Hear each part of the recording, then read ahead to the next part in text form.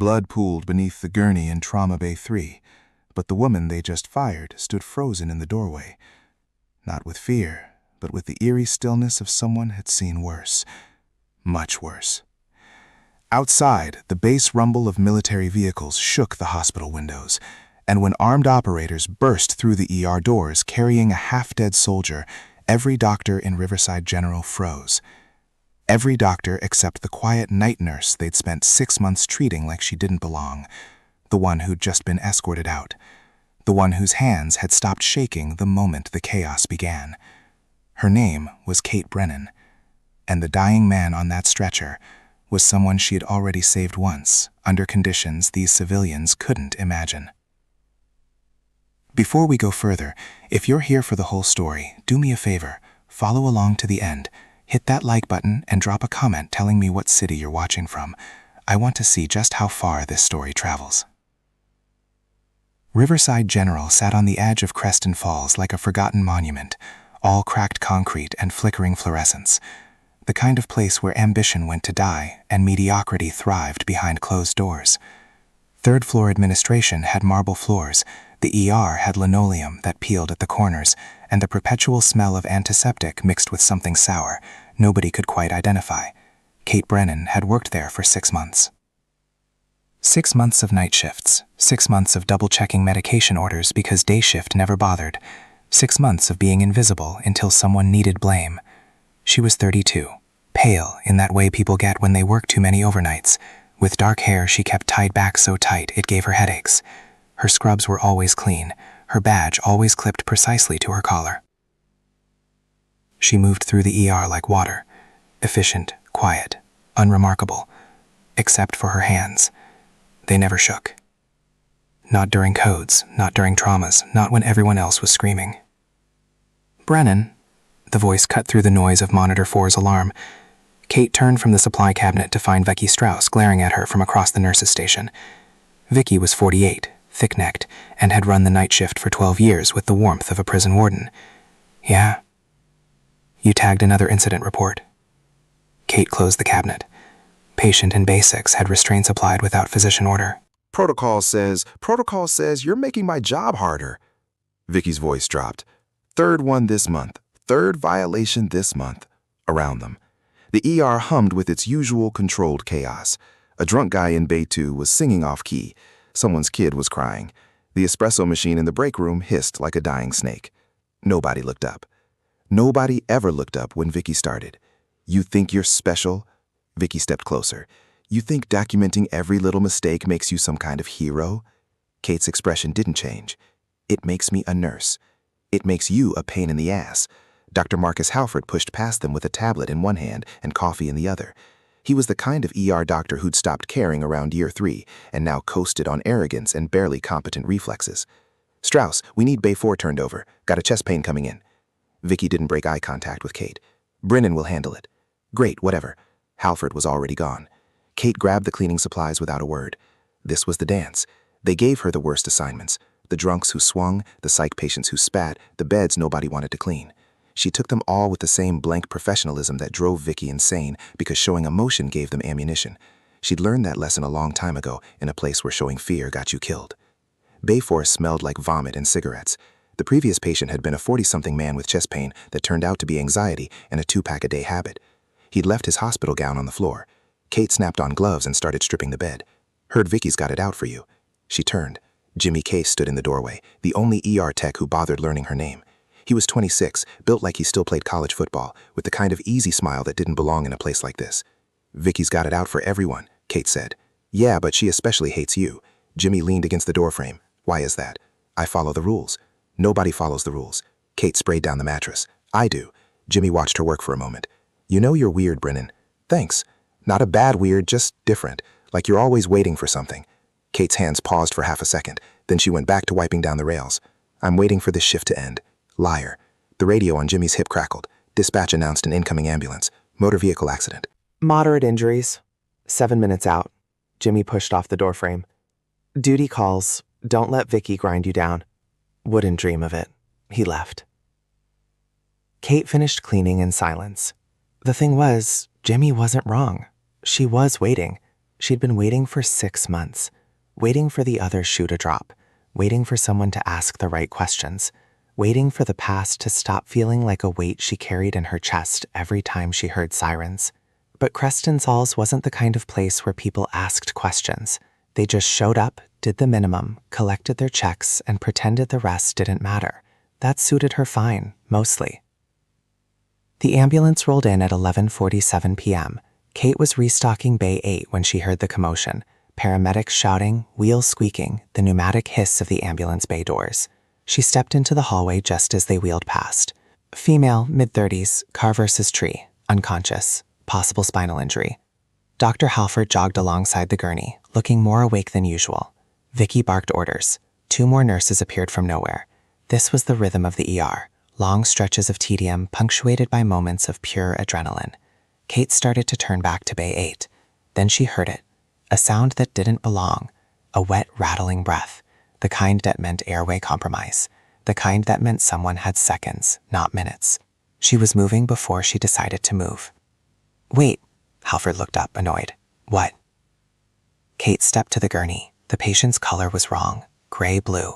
Her chest rose and fell in shallow, rapid movements. She's not moving air. We just intubated in the field. Check the tube. Halford's face darkened. Excuse me? Kate's eyes stayed on the patient. Right main stem. Check the tube. For a moment, nobody moved.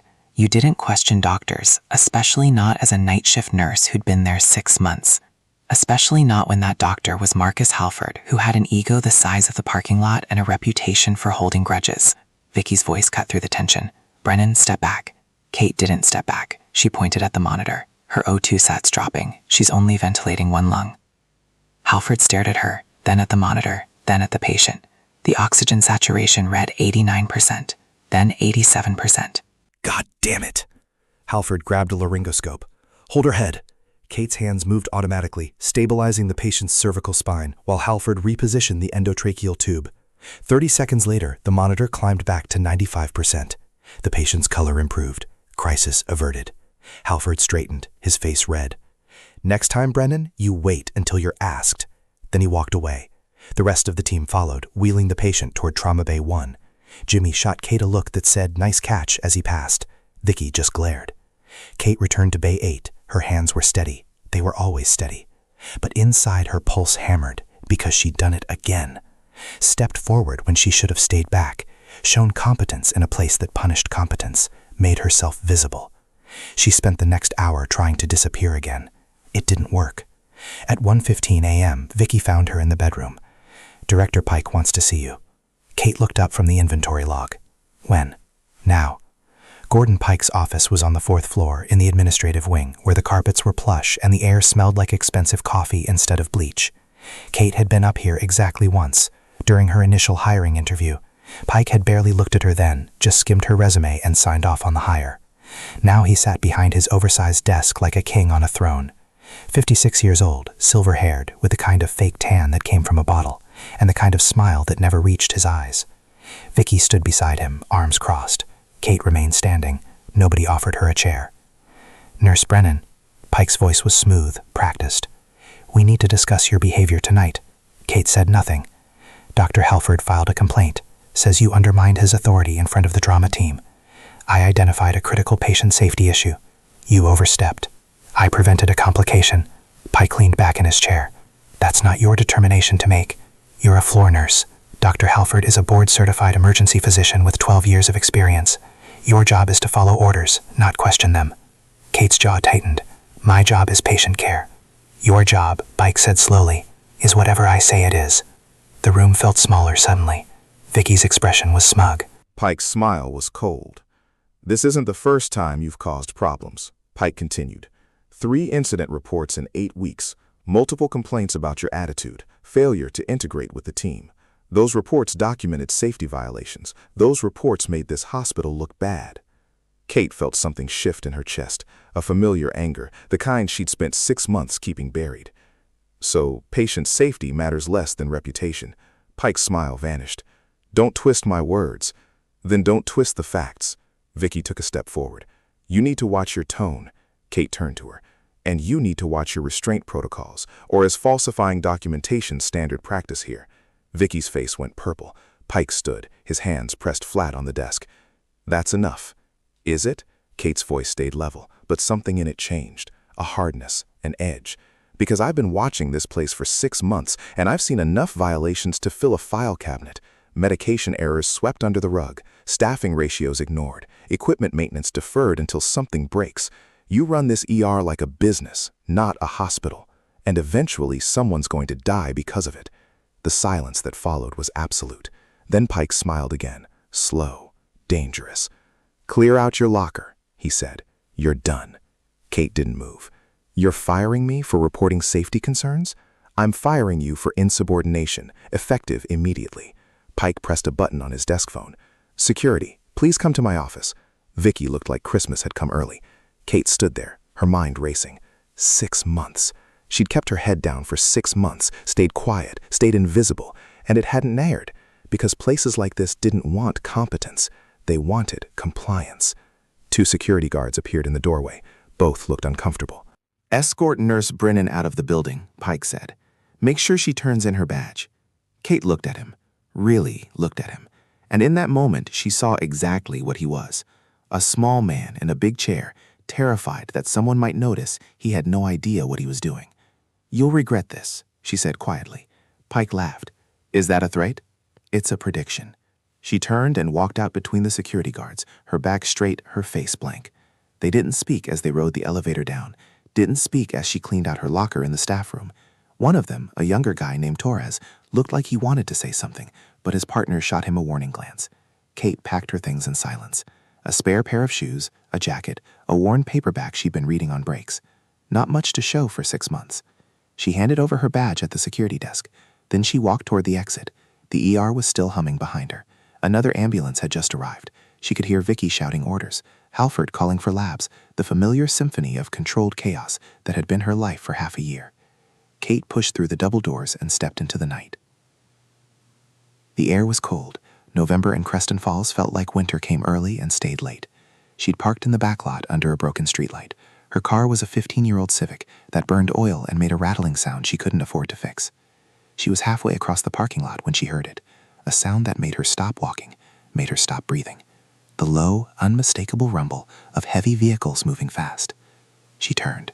3 black SUVs came around the corner, moving in formation, their headlights cutting through the darkness like searchlights.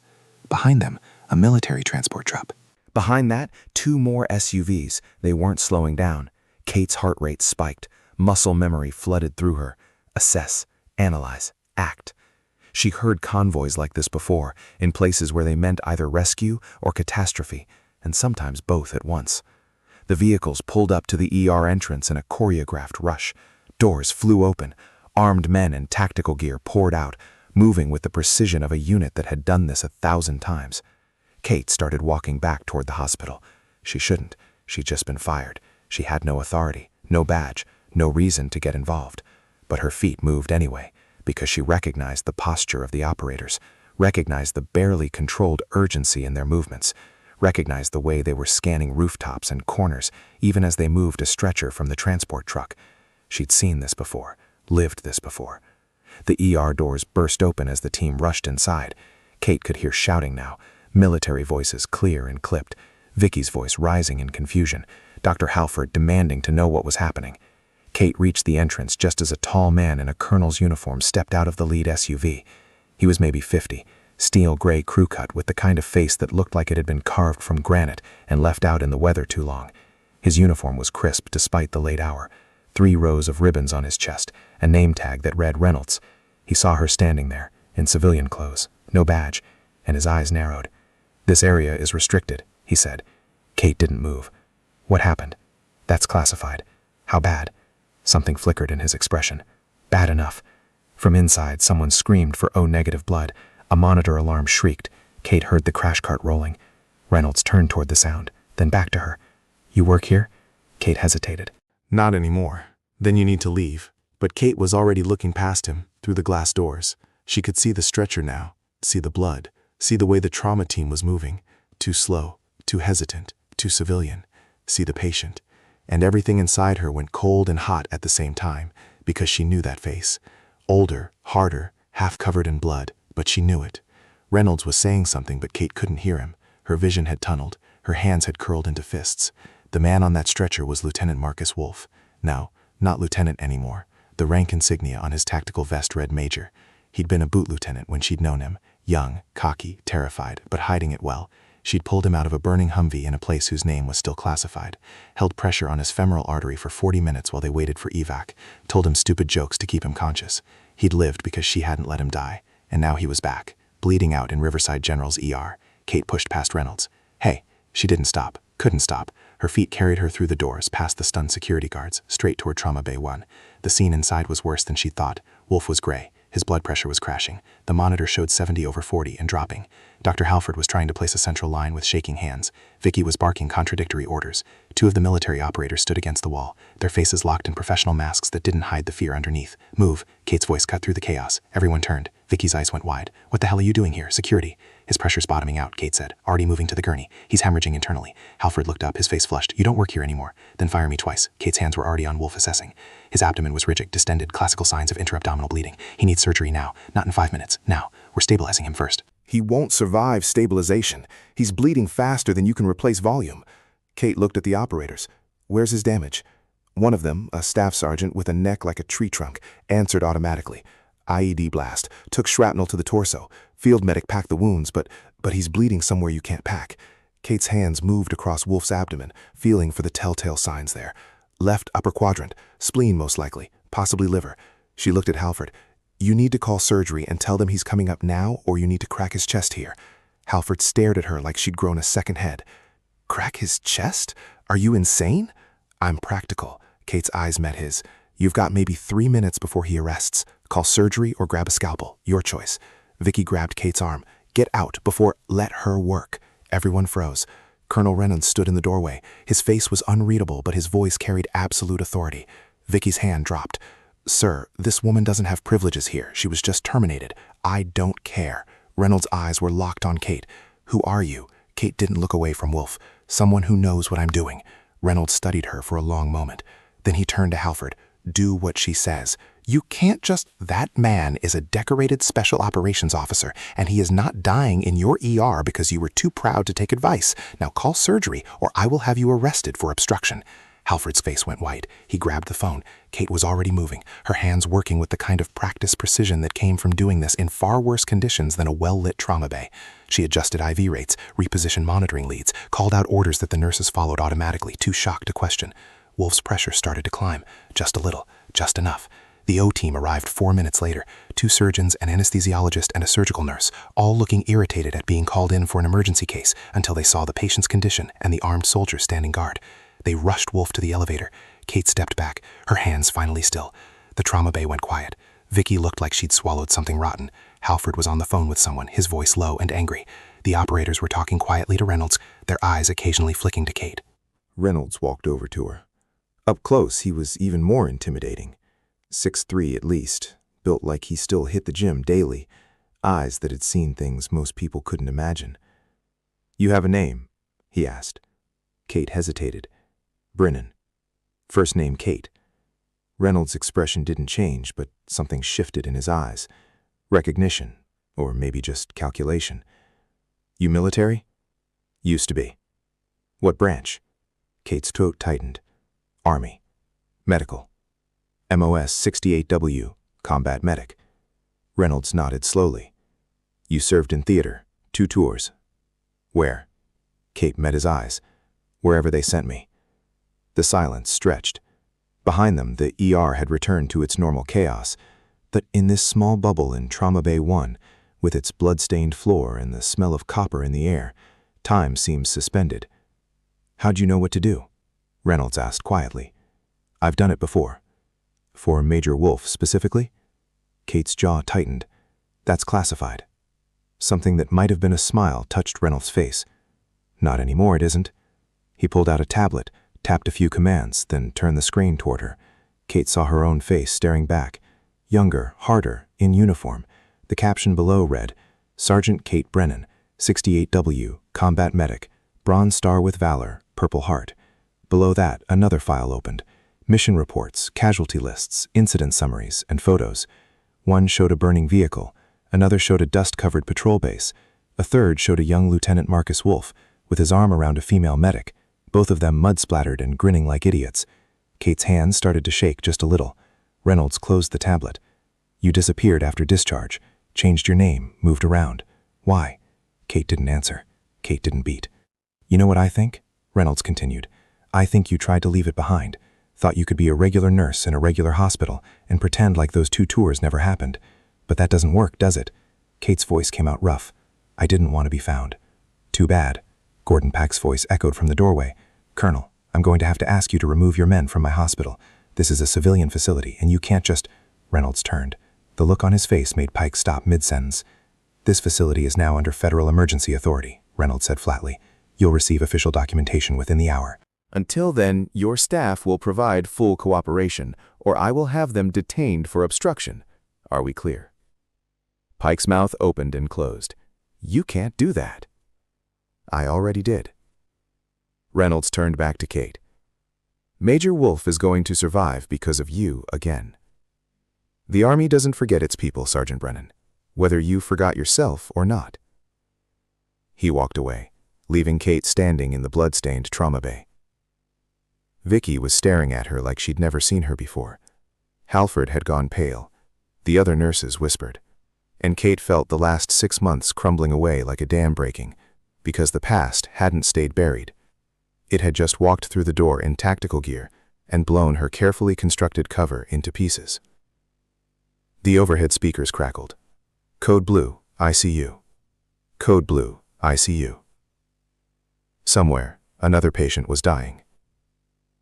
The ER kept moving, but Kate stood frozen, her hands finally shaking, her carefully blank expression cracking, because she'd spent 6 months trying to be invisible, and in one night, she'd become the center of everything. The operating room doors slammed open 4 hours later. Kate had spent those hours in the surgical waiting area, surrounded by armed operators who treated her like one of their own, and hospital staff who didn't know how to treat her at all. Reynolds had stayed. So did his command team. They turned a corner of the waiting room into an impromptu tactical operations center. Laptops and tablets spread across every available surface. When the surgeon emerged, still in his scrubs, everyone stood.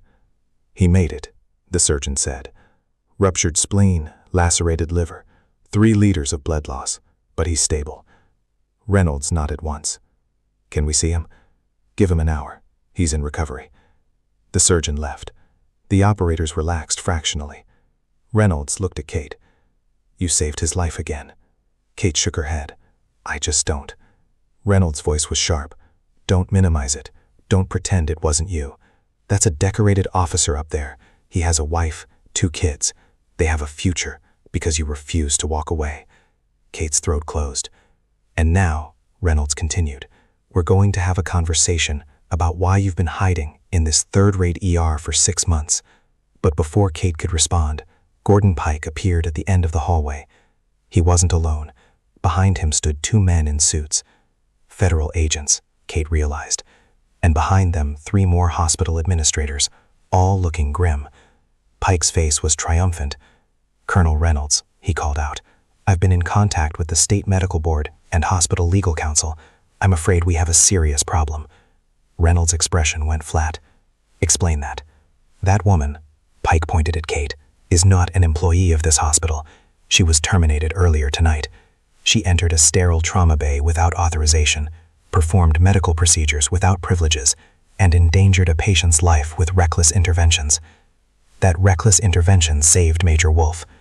That's your opinion. Mine is different. Pike smiled. I'm pressing charges. Criminal trespass. Practicing medicine without a license. Assault. By the time I'm done, she'll never work in healthcare again. The hallway went dead silent. Kate felt the world tilt. 6 months of hiding. 6 months of trying to build something normal. And it was ending here in a hospital corridor, with a petty administrator trying to destroy her because she'd made him look bad. Reynolds stepped forward, his face dark. You want to play that game? It's not a game. It's the law. Then let me tell you about another law. Reynolds pulled out his tablet. Federal investigators arrived 20 minutes ago. They've been going through your hospital's records. Want to know what they found? Pike's smile faltered. I don't know what you're talking about. Falsified staffing reports, medication inventory discrepancies, equipment maintenance logs that don't match actual maintenance, incident reports that mysteriously disappeared. Reynolds scrolled through the tablet. And that's just in the last 3 months. Should we keep going? Pike's face went gray. Those are internal matters, not when they involve federal Medicare fraud, not when they involve patient safety violations that cross state lines. Reynolds looked at the agents. Gentlemen, one of the suits stepped forward. Gordon Pike, you're under investigation for healthcare fraud, falsification of federal documents, and criminal negligence. You'll need to come with us. Pike's legs buckled. This is ridiculous. I run this hospital. You ran it into the ground, Reynolds said, and you tried to bury the one person who was documenting your failures. He looked at Kate. Every incident report you filed, every violation you documented, every complaint you made. Federal investigators have been tracking this hospital for months, and your reports gave them everything they needed. Kate's world spun. She hadn't known, hadn't realized her careful documentation had been going anywhere beyond Pike's desk. You were bait, Reynolds continued, and you didn't even know it. The Army flagged this facility 6 months ago after 3 veterans died here under suspicious circumstances. We needed someone on the inside, someone competent, someone who'd do the right thing even when it cost them. He paused. Someone like Sergeant Kate Brennan, who has a service record that reads like a Medal of Honor citation and a conscience that won't let her walk away from people who need help. Kate couldn't breathe. So here's what happens next, Reynolds said. Mr. Pike goes downtown. This hospital gets new administration, and you, he looked at Kate, you stop hiding. The agents led Pike away. He was still protesting, still threatening lawsuits, still refusing to believe his world had just imploded. The other administrators scattered. The hallway emptied. Kate stood there, surrounded by soldiers who knew exactly who she was, in a hospital that had just discovered the same thing. Reynolds put a hand on her shoulder. Major Wolf's awake, he said quietly. He's asking for you. Kate's hands were shaking again. I'm not asking, Sergeant. She followed him to the ICU. Wolf looked like hell but alive, his eyes clear despite the pain meds. When he saw Kate walk in, his cracked lips curved into something like a smile. Brennan, he rasped. Knew it was you. Felt your hands. Nobody else patches holes like you. Kate stood at the foot of his bed, unable to speak. Told them, Wolf continued. Told everyone. Best combat medic I ever saw. Saved my ass in Kandahar. Saved it again tonight. His eyes closed briefly. Don't know how you ended up here, but I'm glad you were. Reynolds looked at Kate. He's not the only one. And for the first time in 6 months, Kate Brennan felt something crack open inside her chest. Not breaking, rebuilding. The ICU smelled like disinfectant and quiet desperation. Kate stood at the foot of Wolf's bed. Her fingers wrapped around the metal rails so tight her knuckles went white. Around them, machines beeped their steady rhythms. An IV drip marked time in methodical drops. Through the window, dawn was starting to break over Creston Falls, gray light bleeding into black. Wolf's eyes drifted close again, the pain meds pulling him under. A nurse Kate didn't recognize checked his vitals and left without making eye contact. Reynolds gestured toward the hallway. Kate followed. The corridor outside the ICU was emptier now. Most of the operators had dispersed to secure positions around the hospital. Only 2 remained, standing guard like statues. Reynolds led Kate past them to a small conference room that hospital administration probably used for family meetings about end-of-life care. He closed the door. Sit. Kate remained standing. Reynolds sighed and sat down himself, suddenly looking every one of his 50-some years. You've got questions. Yeah, ask. Kate's jaw worked. How long have you known where I was? About 4 months. And you didn't say anything? Didn't need to. You were doing exactly what we needed you to do. Reynolds leaned back in his chair. The Army's been watching Riverside General since March. 3 vets died here within 6 weeks. All preventable deaths. All swept under administrative rugs. The VA started asking questions. Questions led to patterns. Patterns led to suspicions about fraud and negligence. Kate felt something cold settle in her stomach. So you used me? We gave you a job. You chose to do it right. I didn't know I was being watched. That's why it worked. Reynolds pulled out his tablet again, tapped through several files. Every incident report you filed went straight to our investigators. Every time you documented a violation, you built our case. Pike spent 6 months trying to shut you up, and every move he made just dug his hole deeper. Kate stared at him. You put me in that ER knowing I'd find problems. We put you there hoping you'd be who we knew you were. Reynolds met her eyes. Combat medics don't stop being combat medics just because they take off the uniform. You see something broken, you fix it. You see someone bleeding, you stop it. That's who you are, Brennan. That's who you've always been. I left the Army to get away from this. No, you left because you were tired of losing people you couldn't save. Reynolds' voice softened a fraction.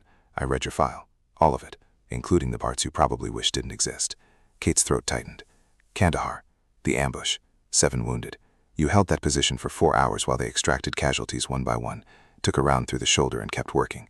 Saved 6 lives that day. I lost one. PFC David Morrison. 19 years old. Bled out from a femoral artery injury before you could get to him. Reynolds paused. That's what you can't forget, isn't it? The one you lost, not the 6 you saved. Kate's hands curled into fists. I don't want to talk about this. Too bad. Because Major Wolf is alive right now because you couldn't walk away. Because 19-year-old David Morrison is still in your head every time you see someone bleeding. You think that's weakness? Reynolds shook his head. That's why you're good at this. That's why we needed you here. Outside, someone's code alarm went off. Distant voices shouted medical jargon. The hospital kept churning. Kate finally sat down. What happens now? Now we clean house. Reynolds set the tablet on the table between them.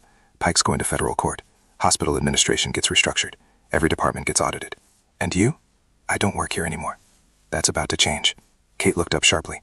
Reynolds slid a folder across the table. Riverside General needs a new director of emergency services. Someone who actually gives a damn about patient care. Someone with combat trauma experience. Someone who can't be bullied by administrators or intimidated by doctors with egos. Kate opened the folder, saw her name at the top of an official offer letter, saw a salary that made her current nursing wage look like pocket change. I'm not qualified for this. You are overqualified. Reynolds tapped the folder. You ran a field hospital in Helmand Province with nothing but duct tape and determination. You coordinated mass casualty events under enemy fire. You trained medics who went on to save hundreds of lives. Don't tell me you can't manage a civilian ER. That was different, only because the bullets were real. Reynolds stood. I'm not ordering you to take it. I'm telling you it's yours if you want it. But Brennan, this hospital needs you, whether you're ready to admit it or not. He walked to the door, then paused. Wold will be in recovery for a few days. He's going to want updates, and there are 16 other operators on his team who are going to want to meet the medic who saved their commander twice. Then he was gone. Kate sat alone in the conference room, staring at the folder like it might explode. Director of Emergency Services. 6 hours ago, she'd been fired. Now she was being offered the keys to the kingdom. The thing was, she didn't want the kingdom. She wanted to disappear again, find another hospital, another night shift, another place where nobody knew her name or cared about her history. But Reynolds was right about one thing. She couldn't walk away from people who needed help, even when it cost her everything. The ER was chaos when Kate walked back through. Apparently, word had spread about the military operation, Pike's arrest, and the mysterious night nurse who'd saved a dying soldier. Staff members stared as she passed. A few whispered. One of the newer nurses, Sarah maybe, started to say something, then thought better of it. Kate found Jimmy in the supply room, restocking IV kits. He looked up when she entered. Holy hell, Brennan. Yeah, you were Army? Yeah, like actual combat Army, not just stateside medical. Kate grabbed a box of gauze. Does it matter? Jimmy set down the IV kits. Vicky's losing her mind. Halford locked himself in his office. Half the staff thinks you're some kind of covert operative, and the other half thinks you're about to get us all fired. Pike got himself fired by messing with you, which means you had federal investigators in your back pocket this whole time, and none of us knew. Jimmy's expression was caught between admiration and disbelief. How do you just walk around being that level of badass without anyone noticing? Practice. That's not an answer. Kate met his eyes. You want the real answer? I got good at being invisible because staying visible got people killed. I learned to blend in, shut up, and do my job without making noise. And it worked for 6 months, until tonight. Jimmy was quiet for a moment. What happens now? I don't know. But you're not leaving, right? They can't just fire you again after they offered me Pike's job. Jimmy's jaw dropped. What? Director of Emergency Services? Are you serious? Kate shrugged. That's what the folder says. Are you going to take it? Before Kate could answer, Vicky appeared in the doorway. Her face was a mask of barely controlled fury, but underneath it, Kate could see something else. Fear, maybe, or the realization that the balance of power had shifted in ways she couldn't control. Brennan, my office, now. Kate followed her to the charge nurse's cramped office behind the nurse's station. Vicky closed the door and turned, her arms crossed. I don't know what you think just happened, Vicky started, but Pike's gone. The hospital's under federal scrutiny, and you spent 6 months covering up violations that are now evidence in a criminal case. Kate's voice was flat. That's what happened. Vicky's face flushed. I was following orders. That's not a defense. You self-righteous. Vicky caught herself. You think you're better than everyone else. You think your military service makes you special? No, I think doing the right thing makes me employed. Kate stepped closer. Every time you told me to ignore a problem, I documented it. Every time you buried an incident report, I filed another one. Every time you protected Pike, you dug your own hole. I could lose my license. You should lose your license. Vicky's hands were shaking now. What do you want? You want me to apologize? You want me to grovel? I want you to do your job. Kate's voice softened slightly. You've been a nurse for 20 years, Vicky. You used to give a damn. I read your old evaluations. You were good ones. What happened? Vicky looked away. I got tired. So you became part of the problem. It was easier. It was wrong. The silence stretched. Through the office window, the ER hummed. A kid with a broken arm, an elderly woman with chest pain. The ordinary tragedies of a Friday night bleeding into Saturday morning. Vicky finally looked back at Kate. They're going to fire me, aren't they? Probably. Good. The word came out bitter. Maybe I deserve it. Kate turned to leave, then stopped. For what it's worth, if you'd stood up to Pike even once, you might have changed things. But you didn't, and that's on you. She walked out. The rest of the shift passed in a strange fog. Kate worked mechanically, checking vitals, updating charts, restocking supplies. People gave her space. Even Dr. Halford, who finally emerged from his office around 7 a.m., took one look at her and found somewhere else to be. The sun was fully up by the time Kate's shift technically ended. She changed out of her scrubs in the locker room, the same locker she'd cleaned out 8 hours ago. Someone had put her badge back. She stared at it for a long moment, then clipped it to her jacket. Colonel Reynolds found her in the parking lot. Thought you might have left, he said. Thought about it. But you didn't. Kate leaned against her Civic. I need to know something. Ask David Morrison. The kid I couldn't save in Kandahar. Did his family ever? She stopped. Did they ever blame me? Reynolds was quiet for a beat. They sent you a letter. It's in your file. I never saw it. You were in the field hospital when it arrived. Unconscious. Recovering from your shoulder surgery. Kate's chest tightened. What did it say? That they knew you did everything you could. That Morrison talked about you in his last letter home. Told his mom about the medic who made everyone laugh during the worst moments. Who shared her protein bars. Who treated every wounded soldier like they were the only one who mattered. Reynolds pulled an envelope from his jacket. This is a copy. Official files still sealed, but I pulled some strings. Kate took the envelope with shaking hands. You carried his death for 6 years, Reynolds continued. Maybe it's time to carry something else. He walked away. Kate sat in her car and opened the envelope. The letter was 2 pages, handwritten, dated 3 weeks after Morrison died.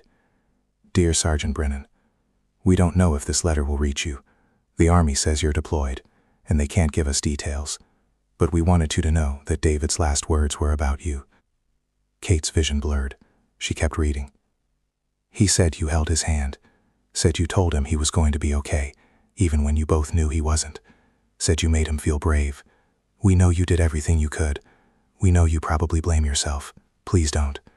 David chose to serve. He believed in what he was doing, and he died knowing someone cared enough to stay with him until the end. Thank you for that. Thank you for being there when we couldn't be. Thank you for making his last moments less frightening. We'll be grateful to you for the rest of our lives. The letter ended with 2 signatures, Mr. and Mrs. Morrison. Kate sat in her car and cried for the first time in 6 years. The Creston Falls 5, a clinic, was a low brick building on the east side of town, wedged between a strip mall and a mechanic's garage. Kate walked through the doors at 10 a.m., the Morrison letter still folded in her pocket. The receptionist looked up. Can I help you? I need to see a counselor. Do you have an appointment? No. The receptionist started to say something about wait times and scheduling, then actually looked at Kate's face and stopped. Let me see what I can do. 20 minutes later, Kate sat across from a woman named Dr. Patricia Rains, who was maybe 60, with gray hair and the kind of calm presence that probably came from hearing every war story imaginable. Your military, Rains asked, was recent discharge. 6 years ago. Rains made a note. What brings you in today? Kate pulled out the letter, set it on the desk between them.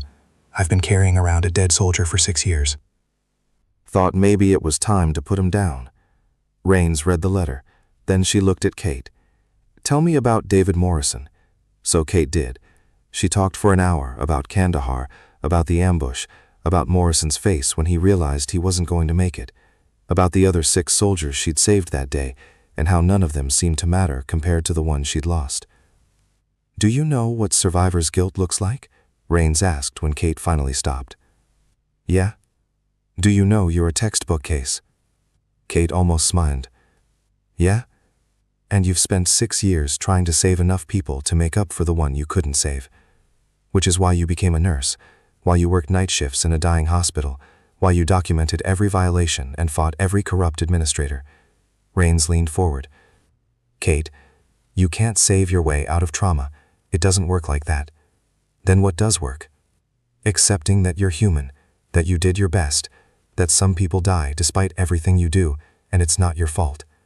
Rains paused. And forgiving yourself for still being alive when they're not. Kate's throat closed. The army trained you to be a medic, Rains continued. They trained you to save lives under impossible conditions, but they didn't train you to process what happens when you can't save everyone. That's the part you have to figure out yourself. How? One day at a time, one patient at a time, one moment where you choose to believe you're enough. Rains tapped the letter. Morrison's parents already forgave you. Maybe it's time you returned the favor. Kate left the VA clinic feeling like someone had performed surgery on her chest, raw and exposed, but somehow lighter. Her phone buzzed, a text from Reynolds. Wolf's awake and coherent, asking for you again. Kate drove back to Riverside General. The ICU was quieter now. Visiting hours had started and a few families clustered around beds, speaking in hushed tones. Kate found Wolf in the same room, sitting slightly upright now, color returning to his face. Brennan. His voice was stronger. Heard you made director. Haven't accepted yet. Why the hell not? Kate pulled a chair close. Because I'm not sure I'm the right person. You saved my life twice. You documented violations no one else would touch. You stood up to a corrupt administrator who was literally having you fired. Wolf's eyes were sharp despite the pain meds. If you're not the right person, nobody is. I'm a medic, not an administrator. You're a leader. There's a difference. Wolf shifted, winced. You know what I remember most about Kandahar? Not the explosion, not the pain. I remember you kneeling beside me in that Humvee, blood everywhere, telling me stupid jokes while you kept me from bleeding out. You made me laugh while I was dying. That's leadership. Kate looked down. I didn't save everyone. Nobody does. Morrison would tell you to stop carrying him around like a backpack. Wolf's voice was gentle. I knew Morrison. Kid was tough. He wouldn't want you destroying yourself over something you couldn't control. Kate felt the Morrison letter burning in her pocket. You left the army because you were tired of losing people. Wolf continued. But working in a hospital, you're going to lose people here too. Patients die. That's part of the job. The question is whether you're going to let those deaths stop you from saving everyone else. That's easy for you to say. No, it's not. It's the hardest thing in the world. Wolf met her eyes. But you're already doing it. You've been doing it for 6 years. Time to stop pretending you're just a floor nurse hiding in the shadows. A nurse appeared in the doorway, not one Kate recognized. Sorry, visiting time's almost up. Kate stood. Wolf caught her hand. Take the job, Brennan. This place needs you. And maybe you need it too. Kate walked through the hospital in a daze, past the ER, past the nurse's station, past the trauma bay where she'd saved Wolf's wife 8 hours ago. Blood had been cleaned up, equipment restocked. The next crisis waited in the wings. She found herself in Pike's old office on the 4th floor. Someone had already started packing his belongings. Boxes of personal effects, framed diplomas, a fake plant that had probably been fake for years. The desk was empty. The chair was empty. Kate sat down. The view from here was different. She could see the whole ER from this window, could see ambulances arriving, could see staff moving through their routines. From up here, the chaos looked almost orderly. Her phone buzzed again. Another text from Reynolds. Federal team wants a statement. Tomorrow at 9 a.m. Bring coffee. It's going to be long. Then another message. Also, Wolf's team is throwing a welcome back party when he's discharged. You're invited. Not optional. Kate almost smiled. She pulled out the offer letter, read it again. Director of Emergency Services. Salary, benefits, responsibilities that would have terrified her 6 months ago. Now they just felt like the next mission. She pulled out her phone and typed a response to Reynolds. I'll take the job, but I have conditions. His reply came fast. Name them. Kate's fingers moved over the screen. Full authority over hiring and firing. No administrative interference in medical decisions. Direct line to federal oversight during the transition. And Vicky Strauss gets a chance to prove she's not as bad as she's been acting. The response took longer this time. Done. Except the Strauss part.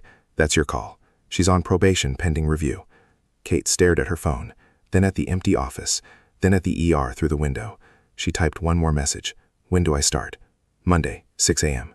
Welcome aboard, Director Brennan. Kate set the phone down, took a breath, and for the first time in 6 years, didn't feel like she was hiding. The weekend passed in a blur of federal interviews, paperwork, and exhaustion.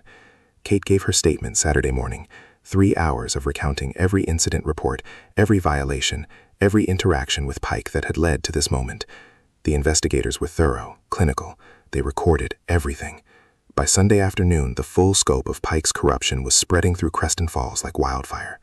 Local news picked up the story. Federal fraud charges, patient deaths, a nurse-turned-director who'd brought down an entire administration. Kate stayed home, ignored her phone, tried to process the fact that her life had imploded and rebuilt itself in 48 hours. Monday morning arrived too fast. Kate walked into Riverside General at 5:45 a.m., 15 minutes early, wearing clean scrubs and her old army boots. The security guard at the entrance, Torres, the younger one who'd escorted her out Friday night, straightened when he saw her. Morning, ma'am. Ma'am, not Brennan, not you. Kate nodded and kept walking. The ER was starting to stir. Night shift handing off to day shift, coffee brewing, monitors beeping, the eternal rhythm of a hospital waking up. She found Jimmy at the nurse's station. You actually came back, he said. Said I would. Yeah, but people say a lot of things. Jimmy grinned. Director Brennan has a nice ring to it. Don't start. Too late. Everyone's already talking about it. You're like hospital legend now. Kate grabbed a tablet. Where's Halford? Jimmy's smile faded. Called in sick. 3rd day in a row. He's not sick. No, he's avoiding you. Kate made a note. Anyone else avoiding me? Half the day shift. Couple of the residents. Vicky showed up this morning, looked around like she expected federal agents to arrest her, then locked herself in the supply room. Tell her to come see me when she's done hiding. Jimmy raised an eyebrows. You're going to talk to her? I'm going to give her a choice. Kate spent the first hour of her new job doing the most basic thing possible, walking through the ER and actually looking at it. Not as a floor nurse, as someone responsible for every decision, every patient, every outcome. The place was worse than she thought. Equipment was outdated, supplies were poorly organized, staffing ratios were criminal. The break room looked like a disaster zone. Half the computers didn't work. The crash cart in Bay 7 had expired medications. Kate made lists. Lots of lists. At 7:30, Vicky finally emerged from the supply room. Kate found her in the hallway. My office now. They climbed to the 4th floor in silence. Kate's new office, Pike's old office, had been cleaned out over the weekend. New desk, new chair, new everything except the view. Kate sat down. Vicky remained standing. You're expecting me to fire you, Kate said. Yeah. Why? Vicky looked confused. Because I covered for Pike. Because I made your life hell. Because I deserve it. Maybe. Kate leaned back. Or maybe you spent 20 years being a good nurse until you got tired and forgot why you started. Maybe you took the easy path because the hard one was exhausting. Maybe you're not a bad person, just a worn-out one who made bad choices. Vicky's eyes filled. I don't understand. I'm giving you a choice. You can resign right now, walk away, and I'll make sure your exit is quiet. No charges, no investigations, just done. Or you stay. You work under my supervision. You follow every protocol. You document everything. You help me rebuild this ER into something that doesn't kill patients. Kate's voice hardened. "But if you screw up even once, if you cut even one corner, if you show even a hint of the person you've been for the last 6 months, you're gone. No second chances." Vicky was crying now. Why would you do this? Because someone once gave me a second chance when I didn't deserve it. Kate stood. I'm not doing this for you. I'm doing it because this ER needs experienced nurses, and you used to be a damn good one. So the question is, are you still in there somewhere? Vicky wiped her eyes. I don't know. Figure it out. You have until end of shift to decide. Kate spent the rest of the morning in meetings, hospital administration, legal counsel, HR, federal liaison who explained oversight protocols and compliance requirements in excruciating detail. By noon, her head was pounding. She was reviewing staffing schedules when someone knocked on her open door. Dr. Marcus Halford stood there, looking like he hadn't slept in 3 days. Can we talk? He asked. Kate gestured to the chair. Halford sat. I owe you an apology, he started. You owe me several. Yeah. Halford rubbed his face. I've been a doctor for 14 years. Somewhere along the way, I stopped listening to anyone who wasn't another doctor. Got arrogant, got complacent. Started thinking my MD made me automatically right. Kate said nothing. Friday night, you were right about that patient, right about Wolf, right about everything. And instead of listening, I filed a complaint and tried to get you fired. Halford met her eyes. I'm not asking for forgiveness. I'm asking for a chance to do better. Why should I believe you? Because I'm terrified. The admission came out raw. I'm terrified that the next patient I blow off will die because I was too proud to listen. I'm terrified that I've become exactly the kind of doctor I swore I'd never be. And I'm terrified that if I don't change, I'll destroy someone's life. Kate studied him. You know what the difference is between a good doctor and a bad one? What? Good doctors know they don't know everything. Bad doctors pretend they do. Kate leaned forward. You've been pretending for a long time, Halford. Time to stop. So you're not firing me? I'm putting you on probation. You'll work every shift with a supervising physician for the next 60 days. You'll document every decision. You'll listen to your nurses, and if your ego shows up even once, you're done. Halford nodded slowly. Fair enough. And Halford, the next time a nurse tells you something's wrong, you listen. Yes, ma'am.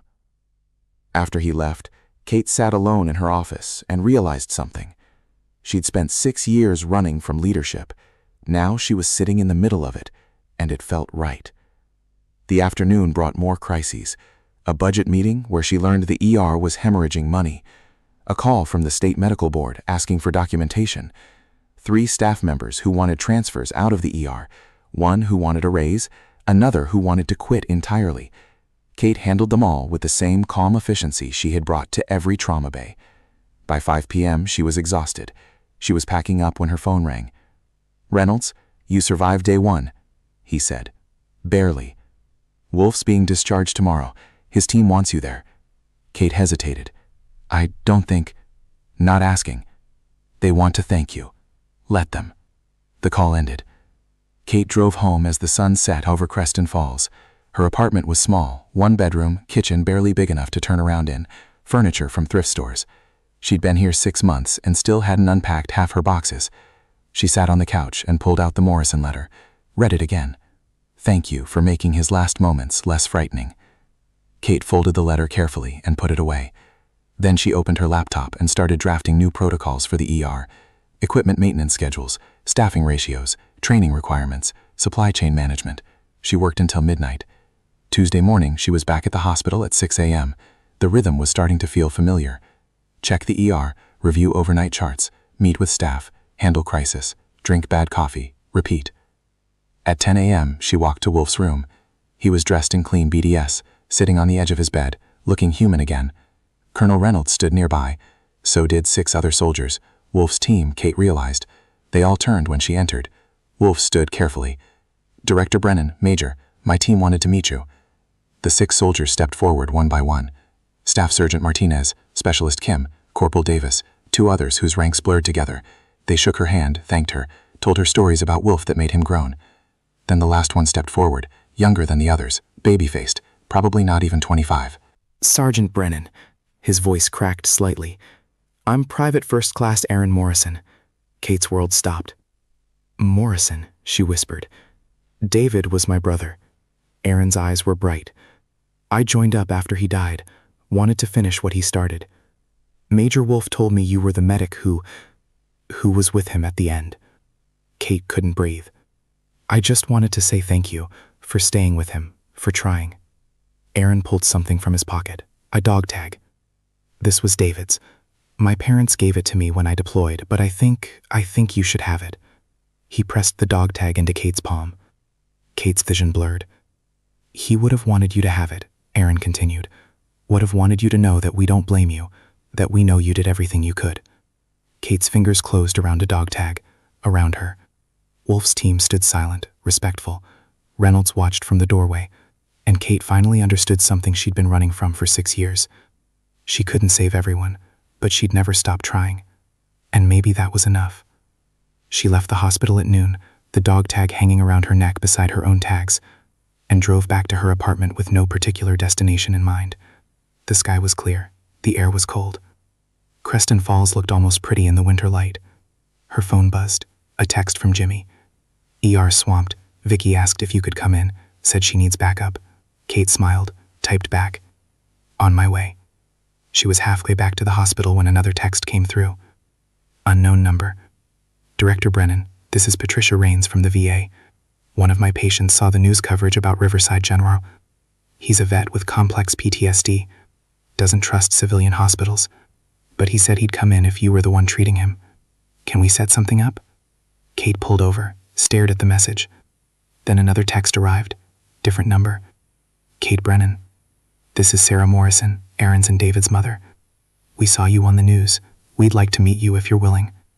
We have some things that belong to David we think you should have. Kate's hands shook.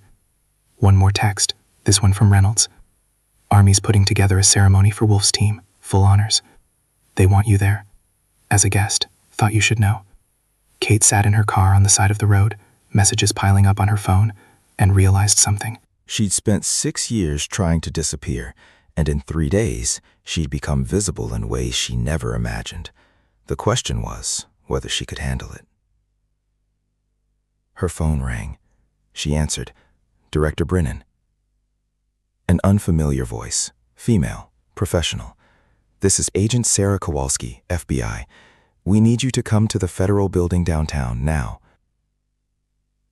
Kate's stomach dropped. Why? We've uncovered something in Pike's records. Something that involves you directly, and it's bigger than healthcare fraud. What is it? Not over the phone. How soon can you be here? Kate checked her watch. 20 minutes. Make it 15. The call ended. Kate stared at her phone. Then she started the car and drove toward downtown Creston Falls, the dog tag cold against her chest, and a feeling in her gut that told her the last 3 days had been just the beginning. Whatever the FBI had found, it was about to change everything again. The federal building was a concrete block downtown, all sharp angles and tinted windows that reflected nothing back. Kate parked in the visitor lot and walked through security with her hands steady and her mind racing. Agent Kowalski met her in the lobby. Mid-40s, dark suit, blonde hair pulled back tight enough to hurt. Director Brennan, this way. No pleasantries, no explanation, just footsteps echoing down a hallway that smelled like industrial carpet and old coffee. They entered a conference room on the 3rd floor. 2 other agents waited inside, both men, both looking like they hadn't slept recently. A laptop sat open on the table connected to a projector. Files stacked in neat rows. A digital recorder blinking red. Kowalski gestured to a chair. Sit. Kate sat. We've been building a case against Gordon Pike for 6 months, Kowalski started. Medicare fraud, falsified records, standard corruption. But 3 days ago, we found something else, buried in his personal files, something that changes the scope of this investigation. She clicked the laptop. The projector hummed to life. A spreadsheet appeared on the wall. Names, dates, dollar amounts. Kate scanned the columns, not understanding at first. Then she saw her own name halfway down. What is this? Insurance claims filed by Riverside General over the past 2 years. Pike was systematically billing for procedures that never happened, medications that were never administered, equipment that was never used. Kowalski clicked again. Another spreadsheet. But that's just fraud. This is where it gets interesting. A new document appeared. Military service records, medical histories, discharge summaries. Kate's chest tightened. Pike specifically targeted veterans. Kowalski continued. He knew they'd have VA coverage, knew their records were complicated, knew they'd be less likely to question billionaires or challenge treatment decisions. She paused. 3 veterans died at Riverside General in 3 months, all under circumstances that should have been survivable. Kate's hands curled into fists. He killed them. Not directly, but he created conditions where deaths became inevitable. Understaffing, inadequate equipment, delayed care, all to cut costs and maximize billing. Kowalski's voice hardened. And when those patients died, he filed claims for treatments they never received in their final hours. One of the male agents spoke up. We have evidence of over 40 fraudulent claims tied to veteran patients. Total value exceeds $3 million. Kate felt sick. But here's what we need you for. Kowalski clicked to another document. Kate's incident reports. Every single one she'd filed over 6 months. Your documentation gave us the timeline, gave us proof of negligence, but we need something else. What? Testimony. Expert medical testimony about what should have happened versus what actually happened. Someone who can explain to a jury exactly how Pike's cost-cutting measures killed people. Kate stared at the wall. You want me to testify against him? In federal court, under oath, with every detail of your military service on the record. Kowalski met her eyes. Your past will come out. The classified missions, the combat injuries, everything you've been hiding for 6 years. It'll be public, permanent. No taking it back. The room went quiet. Kate's pulse hammered in her ears. 6 years of carefully constructed anonymity wiped out in a courtroom. 6 years of trying to be normal, destroyed under cross-examination. 6 years of hiding from the person she used to be, exposed for everyone to see. When? Kate asked. Preliminary hearing is in 2 weeks. Full trial starts in January. That's fast. Federal prosecutors want this case locked down before Pike's lawyers can bury evidence, which means we need your deposition by Friday. Kate looked at the spreadsheets, at the names of dead veterans, at the dollar amounts Pike had stolen from their deaths. I'll do it. Kowalski exhaled. Good, because there's one more thing. She clicked to a final document. A photograph appeared. Gordon Pike in a restaurant booth shaking hands with someone Kate didn't recognize. Date stamp showed 3 months ago. Who's that? State Medical Board Director, Dr. Raymond Voss. Kowalski zoomed in on their faces. They met 6 times in the past year, in the state. And right after each meeting, inspection reports for Riverside General came back clean, despite documented violations. The implications hit Kate like a fist. Voss was covering for Pike. That's our theory, which means this isn't just hospital fraud, it's systematic corruption across state healthcare oversight. Kowalski closed the laptop. And if we're right, Pike wasn't working alone. He was part of something bigger. Kate drove back to Riverside General in a fog. The sky had clouded over, threatening snow. Traffic moved slowly. Her phone kept buzzing with messages she didn't read. By the time she reached the hospital, it was past 2 p.m. The ER was chaos. 3 ambulances in the bay, alarms screaming, staff running between rooms. Kate walked through the doors and immediately got pulled into it. Director Brennan, thank God. Jimmy appeared at her elbow, looking frantic. Multi-vehicle accident on Highway 9. 6 patients incoming, 2 critical. Halford's freaking out. And Vicky's, where's Vicky? Trauma 2, running the first critical. Kate pushed through the crowd, found Trauma Bay 2 packed with people. Vicky stood at the head of the bed, calling out orders with the same sharpness Kate remembered from her first week, but her hands were steady now, her voice clear. The patient was a teenage girl, unconscious with obvious head trauma. Pressure's dropping, one of the residents called out. Increase pressors, Vicky snapped. Someone page neurosurgery now, not 5 minutes from now. Kate stepped into the room. Status. Vicky looked up, relief flashing across her face. 16-year-old female, ejected from vehicle, GCS 3 on scene, blown right pupil. We're trying to stabilize for CT, but she's herniating and you need surgery immediately. Kate moved to the bedside. Who's on call for neuro? Dr. Patterson. He's in surgery. Won't be available for an hour. She doesn't have an hour. Kate grabbed the phone, called the OR directly, explained the situation in terms that left no room for argument, demanded they prep a room immediately and pull Patterson out of his current case if necessary. Argued with an OR supervisor who cited protocol. Kate cited Federal Oversight Authority and a dead teenager if they wasted time. The OR supervisor capitulated. Room 3, 10 minutes. Kate hung up, looked at Vicky. Get her upstairs now. They moved as a unit. Kate, Vicky, 2 residents, respiratory therapy. The girl's vitals were circling the drain, but they kept her alive through pure momentum and muscle memory. Patterson met them in the OR hallway, looking annoyed until he saw the patient's pupils. Then his face went professional. We'll take it from here. Kate stepped back, let them disappear through the surgical doors. Vicky stood beside her, breathing hard. Think she'll make it? Depends on how fast Patterson moves. She's 16. I know. They walked back to the ER with silence. 5 more patients from the accident were being triaged. Broken bones, lacerations, one with possible internal bleeding. Halford moved between them, looking overwhelmed but functional. Kate jumped in. For the next 3 hours, she forgot about federal investigations and courtroom testimony, forgot about Pike and corruption, and everything except the immediate problem in front of her. Suture this laceration, stabilize that fracture, order these labs, review those scans. This was what she understood. This was what made sense. By 6 p.m., the crisis had passed. All patients stabilized or admitted. The ER had returned to its usual controlled chaos. Kate found Vicky in the break room, drinking coffee that looked like it had been sitting since morning. She made it, Vicky said without looking up. Patterson just called. The girl's in recovery. Critical but stable. Kate sat down. Good. I almost froze when she came in. Almost couldn't do it. But you didn't freeze. Because you were there. Kate shook her head. You were already running that room when I walked in. You didn't need me. Vicky finally looked at her. I've been a nurse for 22 years. Today's the first time in 6 months I actually felt like one. Don't feel like one every day. It's not that simple. It never is. Kate stood.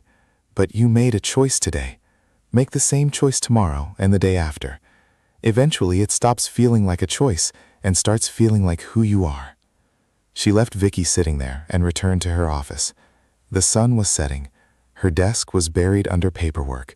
Budget reports, staffing schedules, equipment requisition forms, all the mundane administrative work that came with actually running a department. Kate was halfway through a supply chain analysis when her door opened without a knock. Colonel Reynolds stepped inside, his face grim. We have a problem. Kate set down her pen. What kind? The kind where someone's trying to make sure you never testify.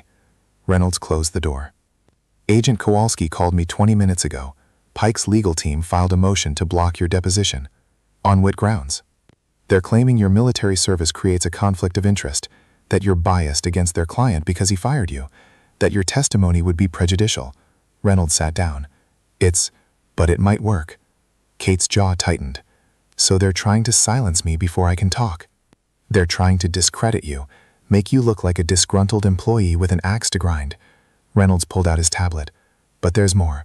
Pike's lawyers also filed a countersuit against you personally, claiming you orchestrated his arrest to cover up your own misconduct. That's insane. It's strategic. They're trying to put you on the defensive, make you fight to protect yourself instead of focusing on testimony. Kate stood, walked to the window. Outside, the parking lot was filling with evening shift arrivals. What do I do? You show up Friday. You give your deposition. You tell the truth, and let the lawyers fight over the rest. Reynolds paused. But Kate, you need to understand something. Pike's lawyers are going to come at you hard. They'll dig into every moment of your military service, every mission, every patient you lost. They'll try to break you. I don't break. Everyone breaks. The question is whether you break before or after you finish testifying. Kate turned. I'll finish. Good. Because there's one more thing you need to know. Reynolds tapped his tablet. An image appeared. The same photograph Kowalski had shown earlier. Pike and Voss in that restaurant booth. We identified the other person in that photo, Reynolds said. The one partially visible in the background. He zoomed in. Another face came into focus. Kate's blood went cold. That's Dr. Marcus Halford, Reynolds said quietly. He was at the same meeting. Kate stared at the photograph. At Halford's face, partially obscured by shadow but unmistakable. When was this taken? 4 months ago. 2 weeks after the first veteran died. Kate's mind raced. Halford, the same doctor who'd filed a complaint against her, who tried to stop her from treating Wolf, who'd been conveniently absent every time she documented a violation. You think Halford's involved? I think he knew more than he's admitted, and I think you need to be very careful about who you trust in this hospital. Reynolds stood. Kowalski is bringing him in for questioning tomorrow morning, but until we know what he knew and when he knew it, watch your back." He left. Kate stood alone in her office, staring at that photograph. Halford had sat across from her yesterday, apologized, talked about change, and the whole time he might have been part of the same corruption that killed 3 people. Her phone buzzed. A text from Jimmy. Halford just left. Didn't say where he was going. Looked upset. Thought you should know. Kate grabbed her jacket and ran. She found Halford in the parking lot, climbing into his car. Kate sprinted across the asphalt and yanked his door open before he could start the engine. "Get out." Halford's face went white. "What?" "I said get out now." He stumbled out of the car. Kate backed him against the driver's door. "How long have you known?" she demanded. "Known what? About Pike? About the fraud? About the meetings with Voss?" Kate's voice was still. "How long have you been part of this?" Halford's eyes went wide. "I don't know what you're talking about." "You were at a meeting with Pike and Voss 4 months ago. Federal investigators have photos." The color drained from Halford's face. I didn't know what they were planning. "But you knew something." Halford's legs buckled. He slid down against the car. "Pike called me, said there was a problem with Medicare billing, said he needed a doctor to sign off on some charts to correct errors. I thought it was routine." "What charts?" "Patients who died. He said their records were incomplete." That we needed to document treatments that had been administered but not properly recorded. Kate's stomach twisted. "You falsified medical records for dead patients?" "I thought I was fixing mistakes. Pike said it was a paperwork problem. He said if we didn't correct the records, the hospital could lose accreditation." Halford looked up at her, his face desperate. "I didn't know he was billing for treatments that never happened. I swear I didn't know." "How many records did you sign?" 5, maybe 6. "Names?" "I don't remember." Kate grabbed his collar. "Names." Halford rattled off 5 names. Kate recognized 3 of them from Kowalski's spreadsheet. Veterans who died, whose deaths Pike had turned into profit. "You have to believe me," Halford said. "I didn't know. When I found out, when the federal investigation started, I realized what I'd done. That's why I've been avoiding you. That's why I've been sick. I didn't know how to tell you." Kate released him, stepped back. "You're going to tell the FBI everything tomorrow morning. Every meeting, every chart, every conversation." "I'll lose my license." "You should lose more than that." Kate's voice was cold. "But if you cooperate, maybe they'll go easier on you. Maybe." She turned to walk away. "Kate." She stopped. "I really didn't know," Halford said quietly. "I was stupid. I was arrogant, but I didn't know I was helping him kill people." Kate looked back at him. "Neither did I, until I did. And then I did something about it." She left him sitting there in the parking lot and walked back into the hospital. Inside, the ER hummed, patients waiting, staff working, the eternal machinery of healthcare grinding forward. Kate found Jimmy at the nurse's station. "Call Eden Kowalski," she said. "Tell her Halford's ready to talk, and tell her I'll be at the federal building first thing tomorrow with everything I've documented about Pike's operation." Jimmy's eyes widened. "This is really happening?" "Yeah, you're taking down the whole system. I'm just telling the truth." Kate looked around the ER, at the staff who'd spent months dismissing her, at the department she now ran, at the patients who depended on all of them. The system takes itself down.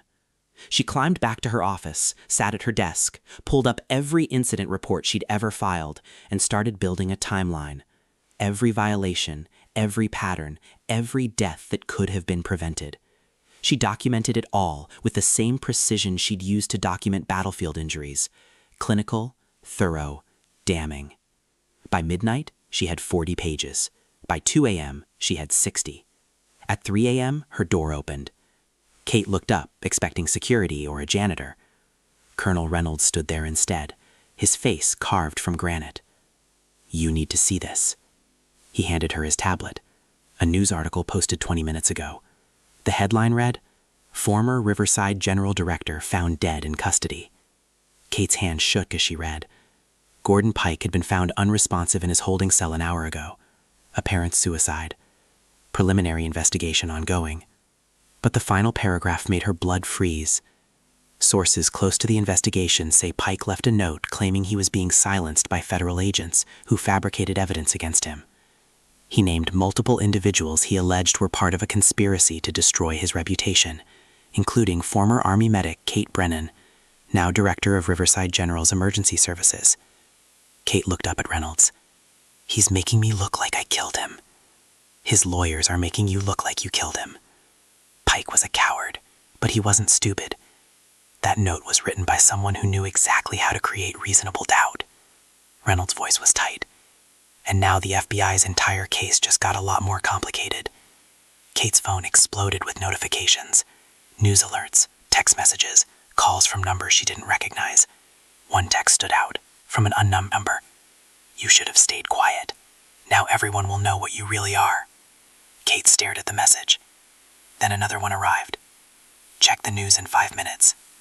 Reynolds was already pulling up news feeds on his tablet. They waited.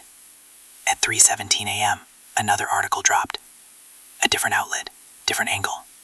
This one had photographs of Kate in uniform, of her military records partially redacted, but enough to identify missions, locations, classified operations, of incident reports from Riverside General with her name highlighted. The headline, "Hospital Director's Secret Military Past Raises Questions About Federal Investigation." The article painted Kate as a government operative planted in Riverside General to manufacture evidence against Pike, suggested her combat background made her dangerous, implied her testimony was part of a coordinated takedown orchestrated by federal agencies with ulterior motives. It was character assassination dressed up as investigative journalism, and it was working. Comments already flooded the article, people calling for Kate's resignation, demanding investigations, threatening violence. "Who leaked this?" Kate whispered. Reynolds' face was stone. Someone with access to sealed military records and federal case files. Someone inside the system. Voss? Probably. Or someone working for him. Reynolds looked at her. "Kate, you need protection. If they're willing to kill Pike and burn your reputation, they won't stop there." Kate set down the tablet. Her hands were steady again. "Let them come. This isn't a combat zone." "Yes, it is." Kate met his eyes. "It's just fought with lawyers and leaked documents instead of bullets, but it's still war, and I don't retreat." Reynolds studied her for a long moment. "Then we fight, but we fight smart." "Agreed, starting with Halford's testimony tomorrow. And yours Friday," Kate nodded. "And mine Friday." She looked out the window at Creston Falls in the dead of night. Somewhere out there, someone was trying to destroy her. Someone with power and connections and resources she couldn't match. But they'd made one mistake. They'd assumed she'd back down. Kate turned back to Reynolds. "I need you to do something for me. Name it. Contact every veteran patient who was treated at this hospital in the past 2 years. Every single one. Tell them what Pike did. Tell them their records were falsified. And ask them if they want justice." Reynolds raised an eyebrow. "You're building an army. I'm building a witness list." Kate's voice was cold. "Pike tried to profit from their service. Now they get to return the favor." At 3:42 a.m., Kate's phone rang. "Agent Kowalski." "I assume you've seen the news," Kowalski said without preamble. "Yeah, we need to move fast. Pike's death changes everything. His lawyers are going to argue prosecutorial misconduct. They'll try to get the entire case thrown out. Can they? Not if we have enough evidence to proceed without Pike's testimony, which means we need yours and Halford's and every veteran who was victimized." Kowalski paused. "Kate, this is going to get ugly. Are you ready?" Kate looked at her office at the hospital, beyond at the ER she'd fought to protect. "I've been ready for 6 years. Good, because Friday morning, you're going to walk into that deposition room and Pike's lawyers are going to try to tear you apart. They'll attack your service, your competence, your motives, every decision you ever made. Let them try. One more thing. We have reason to believe someone's trying to intimidate witnesses. 2 veterans who agreed to testify have received threatening calls. Another found his car vandalized." Kowalski's voice hardened. "Watch your back." The call ended. Kate sat in the darkness of her office and felt the weight of it all settling on her shoulders. Not crushing, just there, heavy, but manageable. Her door opened again. This time Vicky stood there. "I saw the news," Vicky said quietly. "The article, the accusations." Kate waited. "I just wanted to say." Vicky stopped, started again. "When I covered for Pike, I told myself I was just following orders, that it wasn't my responsibility, that someone else would fix it if it really mattered." She stepped into the office. "But you didn't wait for someone else. You fixed it yourself, even when it cost you everything." "I haven't lost everything yet." "No, but you might, and you're doing it anyway." Vicky's eyes were red. "That's what a real nurse looks like. Took me 22 years to remember." She left. Kate turned back to her computer, pulled up the deposition prep documents Kowalski had sent. 47 questions, each one designed to establish timeline, competence, and credibility. Each one a potential minefield. Kate started drafting answers. At 5:58 a.m., as dawn broke over Creston Falls, Kate's phone buzzed one final time, a text from Jimmy. Just got to work. Someone spray painted your car. You need to see this. Kate grabbed her jacket and ran downstairs. Her Civic sat in the employee lot where she'd parked it yesterday. Across the driver's side, in red paint that dripped like blood, someone had written, "Murderer." Kate stood there, staring at the word, as hospital staff arrived for day shift, as people slowed down to look, as phones came out to take pictures. Reynolds appeared at her side. "We're filing a police report." Won't matter. They're trying to scare me. Is it working? Kate reached into her pocket, pulled out David Morrison's dog tags, felt the cold metal against her palm. "No," she said. "It's making me angry." She looked up at Riverside General, at the hospital she'd fought to fix, at the ER where patients were already arriving, at the windows where staff watched. "They want a war," Kate said quietly. "Let's give them one." Behind her, someone cleared their throat. Kate turned. Dr. Raymond Voss stood 10 feet away, flanked by 2 men in expensive suits. His face was calm, composed, the kind of calm that came from holding all the cards.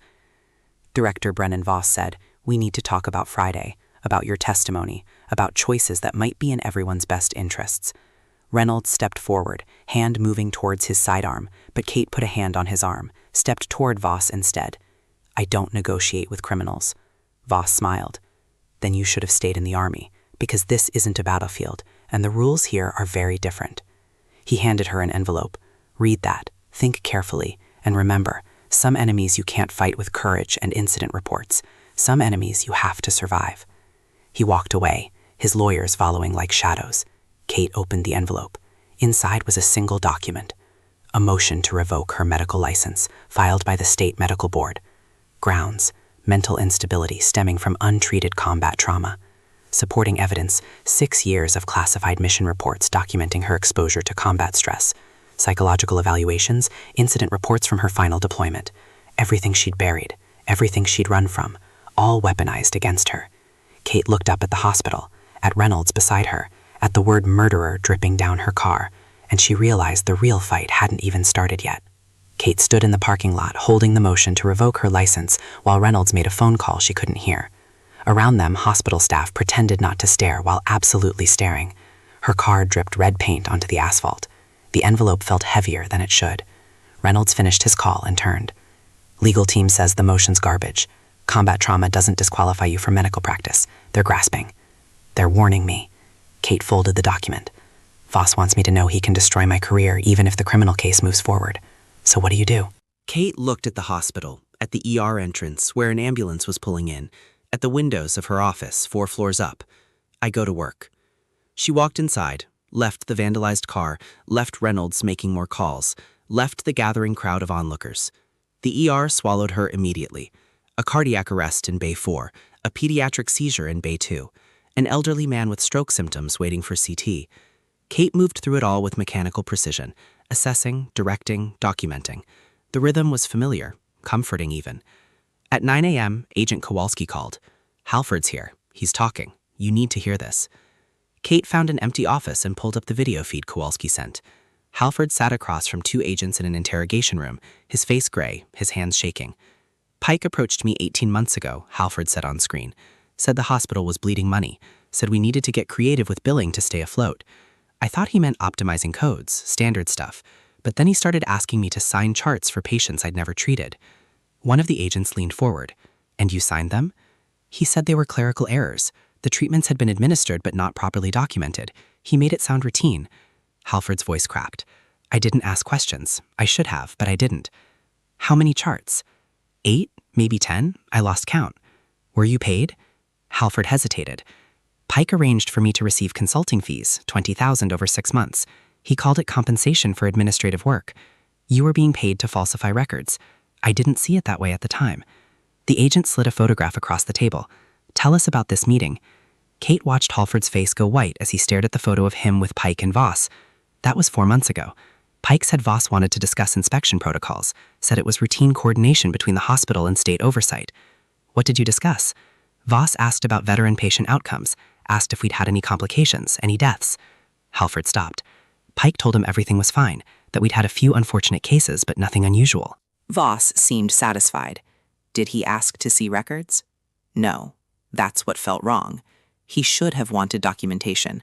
should have asked for charts or incident reports, but he just accepted Pike's word and left. The agent made notes. Did Pike say anything after Voss left? He said we were protected, that as long as Voss ran the state board, nobody would look too closely at Riverside General. Halford's hands clenched. That's when I started to understand what I'd gotten involved in. But you didn't report it. I was terrified. Pike made it clear that if I talked, he'd destroy me, said he had documentation proving I'd initiated the fraudulent billing, that he'd make me the scapegoat. So you stayed quiet until Brennan started filing incident reports? Until the federal investigation started? Until I realized people had died because of what we did. The feed cut off. Kate stared at the blank screen. Her phone rang. Kowalski, you watched? Yeah. Halford's testimony gives us leverage. We can prove Voss knew about the fraud and actively covered for Pike. Combined with your documentation, we have a case. Kowalski paused. But Kate, Voss isn't going down easy. That motion against your license is just the opening move. What's the next move? Hard to say, but people like Voss don't get to where they are without connections. Expect more pressure, more attacks, more attempts to discredit you before Friday. Kate ended the call, sat in the empty office, felt the walls pressing in. Then she stood up and went back to work. By noon, news of Pike's death had spread through the hospital like wildfire. Staff whispered in corners. Patients asked questions. The local news ran stories every hour, each one more sensational than the last. Kate ignored it all. She ran the ER, reviewed cases, made decisions, acted like her entire professional life wasn't collapsing around her. At 1 p.m., Vicky found her in the medication room. You're not going to address it? Kate counted pills. Address what? The news, the accusations, the motion against your license. Vicky's voice rose. Half the staff thinks you're a hero. The other half thinks you're a conspiracy theorist who drove Pike to suicide. You need to say something. I need to do my job. Kate. My job, Kate repeated, turning to face her, is keeping patients alive, not managing public opinion, not defending myself against accusations I can't disprove until Friday. My job is here, in this ER, with these patients. Everything else is noise. Vicky stared at her. How are you so calm? I'm not calm. I'm focused. There's a difference. Kate pushed past her and returned to the floor. But Vicky was right about one thing. The staff was fracturing. Kate could feel it in the way people avoided eye contact, in the conversations that stopped when she approached, in the tension that followed her through every hallway. At 3 p.m., Jimmy pulled her aside. There's a problem. Another one? Dr. Chen from cardiology is refusing to consult on your patients, says he won't take orders from someone under investigation for mental instability. Kate's jaw tightened. Who else? Ortho's being difficult. Radiology is slow-walking your scans, and 2 of the day shift nurses called in sick after they saw the news. Jimmy looked uncomfortable. People are scared, Kate. Scared of being associated with you if this goes bad. Kate pulled out her phone, called Reynolds. I need you to do something. Name it. Contact every military unit Wolf served with, every soldier I treated, every officer who worked with me. I need character witnesses. I need people who can testify about my service, about my competence, about who I actually am. That'll take time. You have until Friday morning. She hung up. The afternoon deteriorated further. A trauma patient needed emergency surgery, but the surgical attendant refused to accept the consult until he'd personally reviewed Kate's assessment. By the time he agreed the patient needed intervention, they'd lost 30 minutes. Kate documented everything, every delay, every refusal, every instance of obstruction, because if they wanted to play games, she'd make sure there was a record. At 6 p.m., her phone rang. Unknown number. Director Brennan, this is Teresa Morrison, David and Aaron's mother. Kate's chest tightened. Mrs. Morrison, I saw the news, the accusations, the motion against your license. Teresa's voice was steady. I wanted you to know that's not the woman Aaron described to us, not the woman who stayed with David when he was dying. Kate's throat closed. My husband and I want to help. If you need character witnesses, if you need people to testify about who you really are, we'll do it. Mrs. Morrison, David wrote about you in his letters home, wrote about the medic who made everyone feel safe, who treated every wounded soldier like they mattered, who refused to give up on anyone. Teresa's voice wavered. That's who you are, not what those people are saying, and we won't let them destroy you. Kate couldn't speak. We'll be at your deposition Friday, Teresa continued, my husband and I, and we'll tell anyone who will listen what kind of person you are. The call ended. Kate sat in her office with tears running down her face and David Morrison's dog tags cold against her chest. At 7 p.m., Reynolds arrived with news. "I've got 12 soldiers willing to testify, 8 who served with you directly, 4 who served with Wolf and witnessed your work in Kandahar, all willing to fly in for Friday." Kate looked up. "That fast? You saved their lives. They're not going to let someone destroy yours." Reynolds pulled out his tablet. "But there's something else. We've been digging into Voss's background, found some interesting connections." He showed her a network diagram. Voss at the center, lines connecting to Pike, to 3 other hospital administrators, to 2 state legislators, to a pharmaceutical distributor. Voss has been running this operation for years, not just at Riverside General, 5 other hospitals across the state. Same pattern: inflated billing, falsified records, veteran patients targeted. Pike wasn't the architect, he was middle management. Kate stared at the diagram. "How much money are we talking about?" Conservative estimate, $15 million over 4 years. And Voss took a cut. Voss took the biggest cut. We have bank records showing payments from shell companies connected to all 6 hospitals, $2 million in his personal accounts. Kate stood. "Does Kowalski know?" "She's building a case against him right now." "But Kate, this makes you even more dangerous to them. You're not just a witness against Pike anymore. You're a witness against an entire criminal network. They're going to come at you harder." As if on cue, Kate's phone buzzed. Another unknown number. She answered, heavy breathing, then a distorted voice. "You should have taken the deal. Now you're going to lose everything." The line went dead. Kate looked at Reynolds. "They're escalating." "We need to get you protection." "I don't need protection. I need evidence." Kate grabbed her jacket. "Where does Voss live?" "Kate, where?" Reynolds hesitated, then pulled up an address. "Northside Gated Community. But you can't just—" Kate was already walking. She drove to Voss's neighborhood in the Civic with murderer still dripping down the side. The gate guard looked at her twice, but let her through when she showed her hospital ID and said she was delivering urgent medical documents. Voss's house was a colonial mansion, all white columns and manicured lawns. 3 cars in the driveway, each worth more than Kate made in a year. Kate parked on the street, walked up the driveway, rang the doorbell.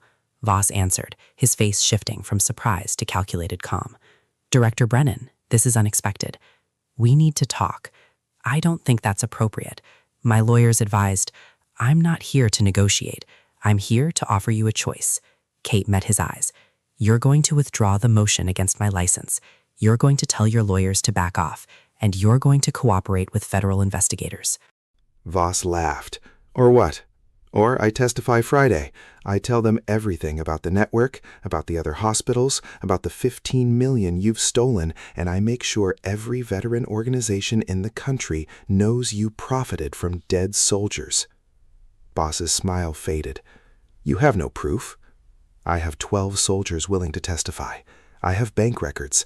I have a federal investigation that's about to expand from 1 hospital to 6, and I have a very motivated FBI agent who spent 3 months building a case against you." Kate stepped closer. "The only question is whether you go down quietly or loudly. Your choice." Voss's jaw tightened. "You're bluffing. Try me." They stood there on his front porch, neither moving. Then Voss's phone rang. He glanced at the screen. His face went pale. "You need to leave." "Why? Who's calling?" "Leave now." But Kate didn't move, and through the doorway behind Voss, she saw movement.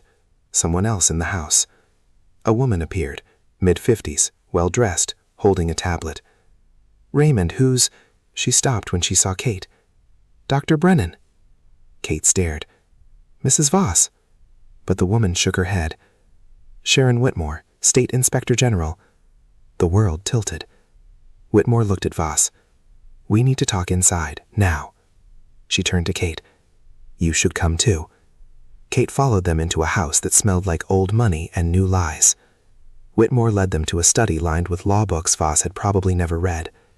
"How long have you been here?" Kate asked. 6 hours, since the moment Halford started talking. Whitmore set her tablet on the desk. "Federal investigators called me this morning, told me about the network, about Voss's involvement, asked me to conduct a parallel state investigation." Voss sat down heavily. "This is harassment. This is accountability." Whitmore tapped her tablet. I've spent the last 6 hours reviewing financial records, inspection reports, and personnel files. I've found enough evidence to support criminal charges against you for fraud, bribery, and obstruction of justice. You can't prove. I can prove you accepted payments from Pike. I can prove you falsified inspection reports. I can prove you blocked investigations into 3 hospitals with documented safety violations. Whitmore's voice was ice. And I can prove you used your position to protect a network that killed people. Voss's hands shook. I want my lawyer. You'll get one, but first I want to know something. Whitmore looked at Kate. How did you figure it out? Kate pulled out her phone, showed the network diagram Reynolds had sent. Federal investigators connected the dots. I just followed the money. Whitmore studied the diagram. This is more than Pike. This is systematic corruption across state healthcare oversight. Yeah. How long have you known? Since this morning. Whitmore looked at Voss. Did you really think you could bury this? Did you think threatening one nurse would make 6 hospitals worth of fraud disappear? Voss said nothing. Here's what happens next. Whitmore continued. You're going to resign from the state medical board. You're going to cooperate fully with federal and state investigators, and you're going to withdraw every motion, every legal action, every threat against Dr. Brennan and anyone else who tried to expose this. And if I refuse, then I charge you with everything we have right now. You go to trial, you get convicted, you spend the next 20 years in federal prison. Whitmore leaned forward. Or you cooperate. You provide evidence against everyone else in your network, and maybe you get a reduced sentence. Voss looked at Kate. This is what you wanted. What I wanted, Kate said quietly, was for you to stop killing people. This is just what you earned. Whitmore made a call. 20 minutes later, state police arrived. They took Voss into custody with the kind of polite efficiency that made it clear this wasn't his house anymore. Whitmore walked Kate outside. You should know something, Whitmore said. Pike didn't kill himself. Preliminary autopsy shows signs of foul play. Someone wanted him dead before he could testify. Kate's blood went cold. Who? We're investigating. But whoever it was had access to his holding cell and enough knowledge to make it look like suicide. Whitmore paused. Watch your back, Dr. Brennan. This network is bigger than we thought, and they're willing to kill to protect it. Kate drove back to the hospital in the dark. Her phone kept buzzing with messages. Reynolds wanting updates. Kowalski demanding she call immediately. Jimmy asking where she was. She ignored them all. At the hospital, the night shift was starting. Kate parked in her usual spot. The vandalized paint had mostly dried. She walked inside. The ER was packed. A multi-vehicle accident had just arrived. 3 critical patients, staff running everywhere. Kate dropped her jacket and jumped in. For the next 4 hours, she forgot about Voss and Pike and federal investigations. She forgot about motions against her license and death threats and corruption networks. She forgot about everything except the work. Stabilize this patient, intubate that one, order these scans, review those labs. This was what she understood. This was what made sense. At midnight, all 3 patients were stable, admitted to ICU. The ER quieted. Kate found Jimmy in the break room. Heard you arrested Voss, he said. I didn't arrest anyone. State Inspector General did. Same difference. You took down 2 corrupt administrators in 1 week. That's got to be some kind of record. Kate poured coffee. It's not over. What do you mean? Pike was murdered. Voss is cooperating, but there are others. The network is bigger than just 2 people. Jimmy smiled, faded. How much bigger? We don't know yet. Kate's phone rang. Reynolds, you need to see this now. She met him in the parking lot. He handed her his tablet without a word, a video file, time-stamped from Pike's holding cell. The angle showed Pike sitting on his bunk writing something. Then the camera cut to static. When it resumed, Pike was hanging from a bedsheet. Cameras were hacked, Reynolds said. Whoever did this knew how to bypass security systems. How long was the feed dead? 47 seconds. Just enough time to kill him and stage the scene. Kate watched the video again. Who has that kind of access? Someone with serious resources. Someone with inside connections. Reynolds took back the tablet. FBI is investigating. But Kate, this means they're willing to kill to keep this quiet. You need to be careful. Kate looked up at the hospital, at the windows glowing in the darkness. They already tried to scare me, tried to discredit me, tried to destroy my career. She turned to Reynolds. What else do they have? I don't know, but people who kill witnesses don't stop at one. Kate's phone buzzed. A text from Kowalski. We found something in Voss's files. You need to come to the federal building tonight. Kate showed Reynolds. Let's go. They arrived at the federal building at 1 a.m. Kowalski met them in the same conference room where this had all started. We've been going through Voss's personal records, found encrypted files on his home computer. Took our tech team 4 hours to crack them. Kowalski pulled up a spreadsheet. This is a list of payments Voss received over 4 years. $2 million, like we thought. But look at who else got paid. Kate scanned the list, saw names she didn't recognize. Hospital administrators, state officials, and near the bottom, her stomach dropped. That's impossible. But the name was there, clear as day.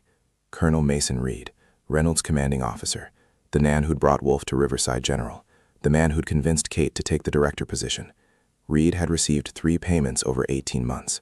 Total value, $300,000. Kate looked at Reynolds. His face had gone white. There has to be an explanation, Reynolds said. There is. Kowalski clicked to another document. Reed was being paid to steer military patients to hospitals in Voss's network, to ensure veteran casualties ended up at facilities where their records could be manipulated for billing fraud. Reed's one of the good ones, Reynolds insisted. I've served with him for 15 years. He wouldn't. He did. Kowalski's voice was flat. And we have proof. Bank records, encrypted emails, meeting logs. Reed was part of this from the beginning. Kate sat down. Wolf's injuries? The mission that brought him to Riverside General? We're investigating, but it's possible Reed deliberately routed Wolf here knowing Pike could inflate the billing. Kowalski paused. Or it's possible Reed didn't know the extent of the corruption. Either way, he took money, and that makes him complicit. Reynolds grew out his phone. I need to call him. Don't. Kowalski grabbed his arm. Reed doesn't know we found this yet. We need to keep it that way until we can bring him in. When? Tomorrow morning. Federal agents will take him into custody at 0600. Reynolds looked sick. Kate understood why. Reed had been the one pushing her to testify, the one providing military witnesses, the one helping build the case. And the whole time, he'd been part of what they were fighting against. Does this change Friday? Kate asked. No. Your deposition still happens, but now we know the corruption goes deeper than state oversight. It reaches into military command.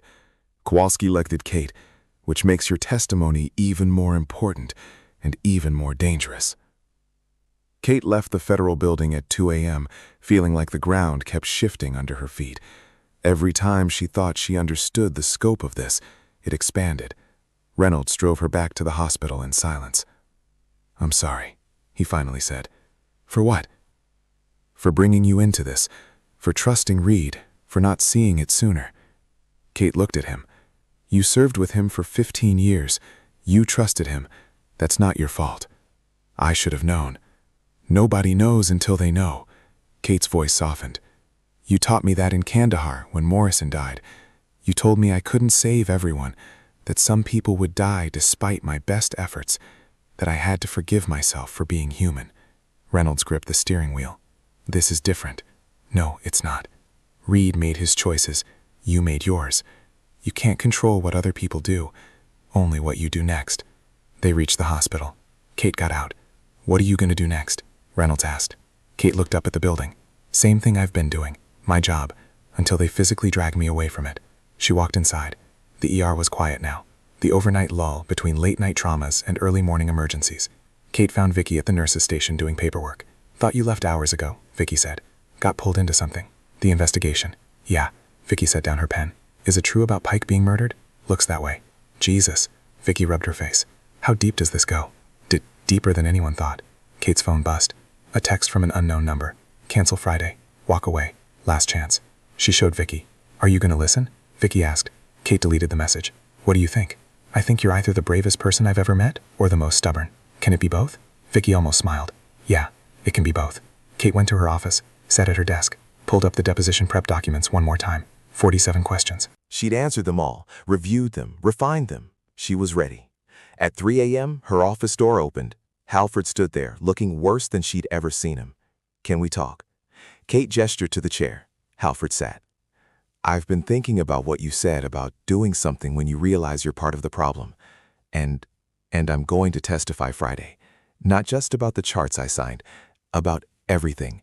Every meeting with Pike, every conversation with Voss, every time I looked the other way. Halford's voice shook.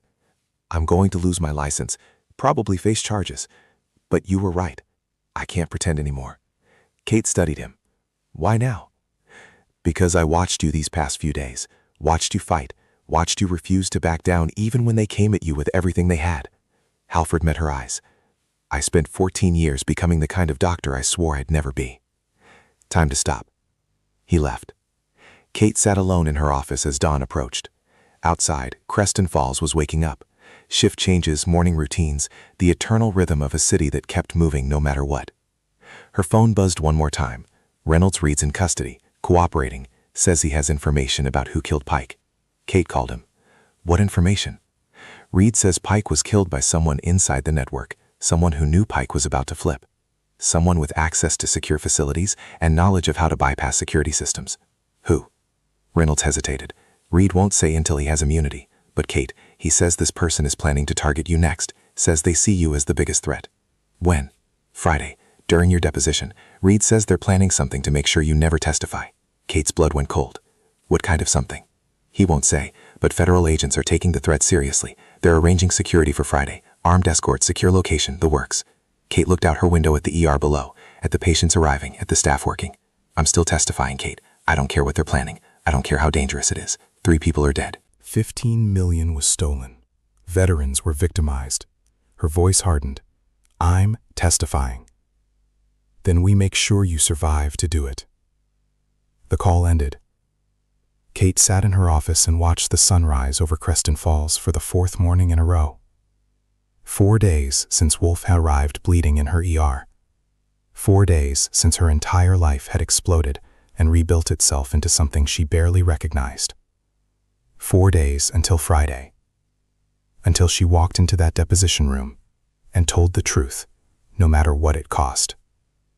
Her door opened again. This time Jimmy stood there with coffee and a worried expression. You've been here all night.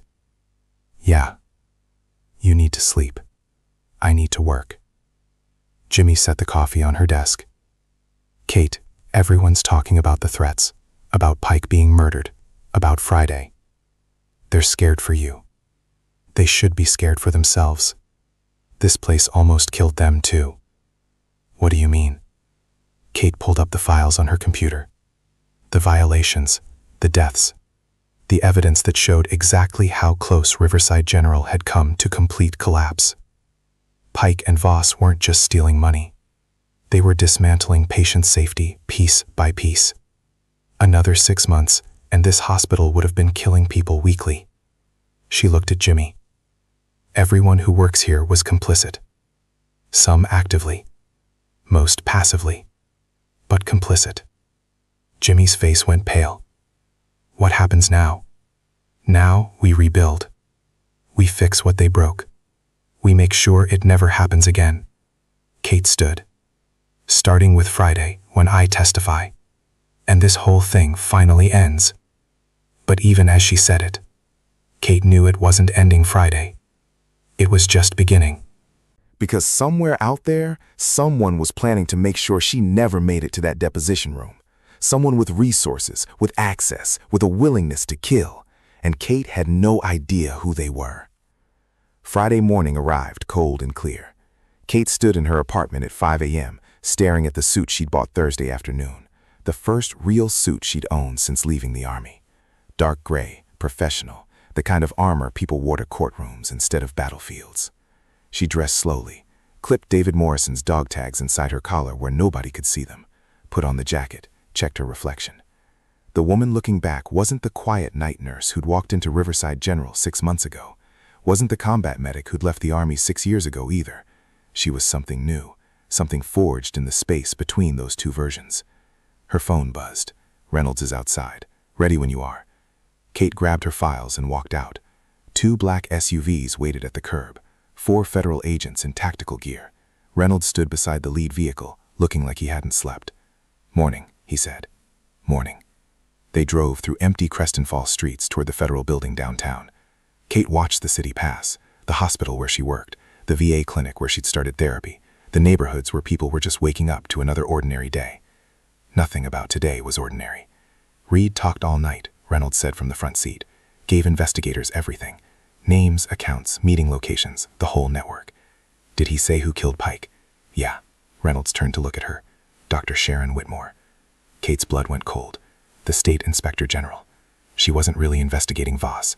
She was part of the network. Had been for 3 years. When Pike started cooperating, she killed him to protect herself and the others. But she was at Voss's house. She had him arrested. Theater. She knew federal investigators were closing in, needed to look like she was on the right side before anyone realized she wasn't. Reynolds' voice was grim. Reed says she's planning to testify today. Says she's going to claim you fabricated evidence, that you manipulated him and Voss into false confessions, that the entire case is built on lies from a mentally unstable veteran. Kate felt her stomach drop. And people will believe her. She's the state inspector general. Was FBI. Arrested her an hour ago. She's in custody now. Does she know? Not yet. They're waiting until after your deposition. Don't want her lawyers filing emergency motions to delay. They pulled up to the federal building. More agents waited outside. A perimeter had been established. Snipers on rooftops. K-9 units. The kind of security that made it clear someone took the threat seriously. Kowalski met them in the lobby. Ready? Kate nodded. They took the elevator to the 8th floor, walked down a corridor lined with more armed agents, entered a conference room that looked nothing like Kate had imagined. No jury box, no judge's bench, just a long table with chairs on both sides, recording equipment, a court reporter, and 3 lawyers who looked like they'd been bred in corporate law firms and fed on billable hours. Pike's legal team. The lead lawyer, a man named Westbrook with silver hair and a smile that didn't reach his eyes, stood when Kate entered. Dr. Brennan, thank you for coming. Kate sat down, said nothing. Kowalski sat beside her. Reynolds took a position against the wall with the other agents. The deposition began. For the first hour, Westbrook asked basic questions: background, education, military service. Kate answered each one carefully, aware that every word was being recorded. Then Westbrook shifted. Dr. Brennan, you've been diagnosed with post-traumatic stress disorder, correct? Yes. And you sought treatment for this condition? Yes. How many deployments did you serve? 2. And during these deployments, how many casualties did you witness? Kate's jaw tightened. I didn't count. Estimate. Hundreds. Including soldiers who died despite your medical intervention. Yes. Westbrook made a note.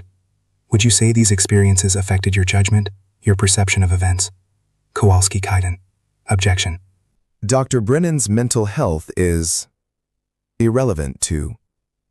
It's relevant to her credibility. Westbrook countered. If she's suffering from trauma-induced paranoia, it affects the reliability of her testimony. Kate leaned forward. I documented everything, every violation, every safety concern, every instance of fraud.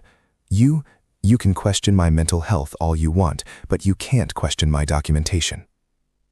Documentation you created while allegedly suffering from PTSD. Documentation that was verified by federal investigators, that matches financial records, that correlates with patient deaths. Kate's voice was steel. I'm not paranoid. I'm thorough. Westbrook smiled. Let's talk about Gordon Pike. You filed multiple complaints against him over 6 months. Correct. I filed incident reports documenting safety violations, which resulted in his termination and arrest, which resulted in a federal investigation that uncovered massive fraud, or which resulted from a vendetta against a supervisor who challenged your authority. Kate's hands curled into fists under the table. Pike didn't challenge my authority. He endangered patients. There's a difference. Is there? From where I'm sitting, you systematically destroyed a man's career because he dared to discipline you, and when he ended up dead in custody, I had nothing to do with Pike's death. But you benefited from it. You got his job, got recognition, got revenge. Kate stood. The room went silent. Gordon Pike died because someone in his network killed him to keep him quiet, not because of me, not because of some imagined vendetta. Her voice cut through the room. And if you want to talk about who benefited, let's talk about the $15 million his network stole. Let's talk about the 3 veterans who died because he cut costs to maximize profits. Let's talk about the systematic corruption that you're being paid to defend. Westbrook smiled. Sit down, Dr. Brennan. No. Kate pulled out a file, set it on the cable. This is a list of every patient who died at Riverside General under Pike's administration. 47 people over 2 years, 12 of them veterans.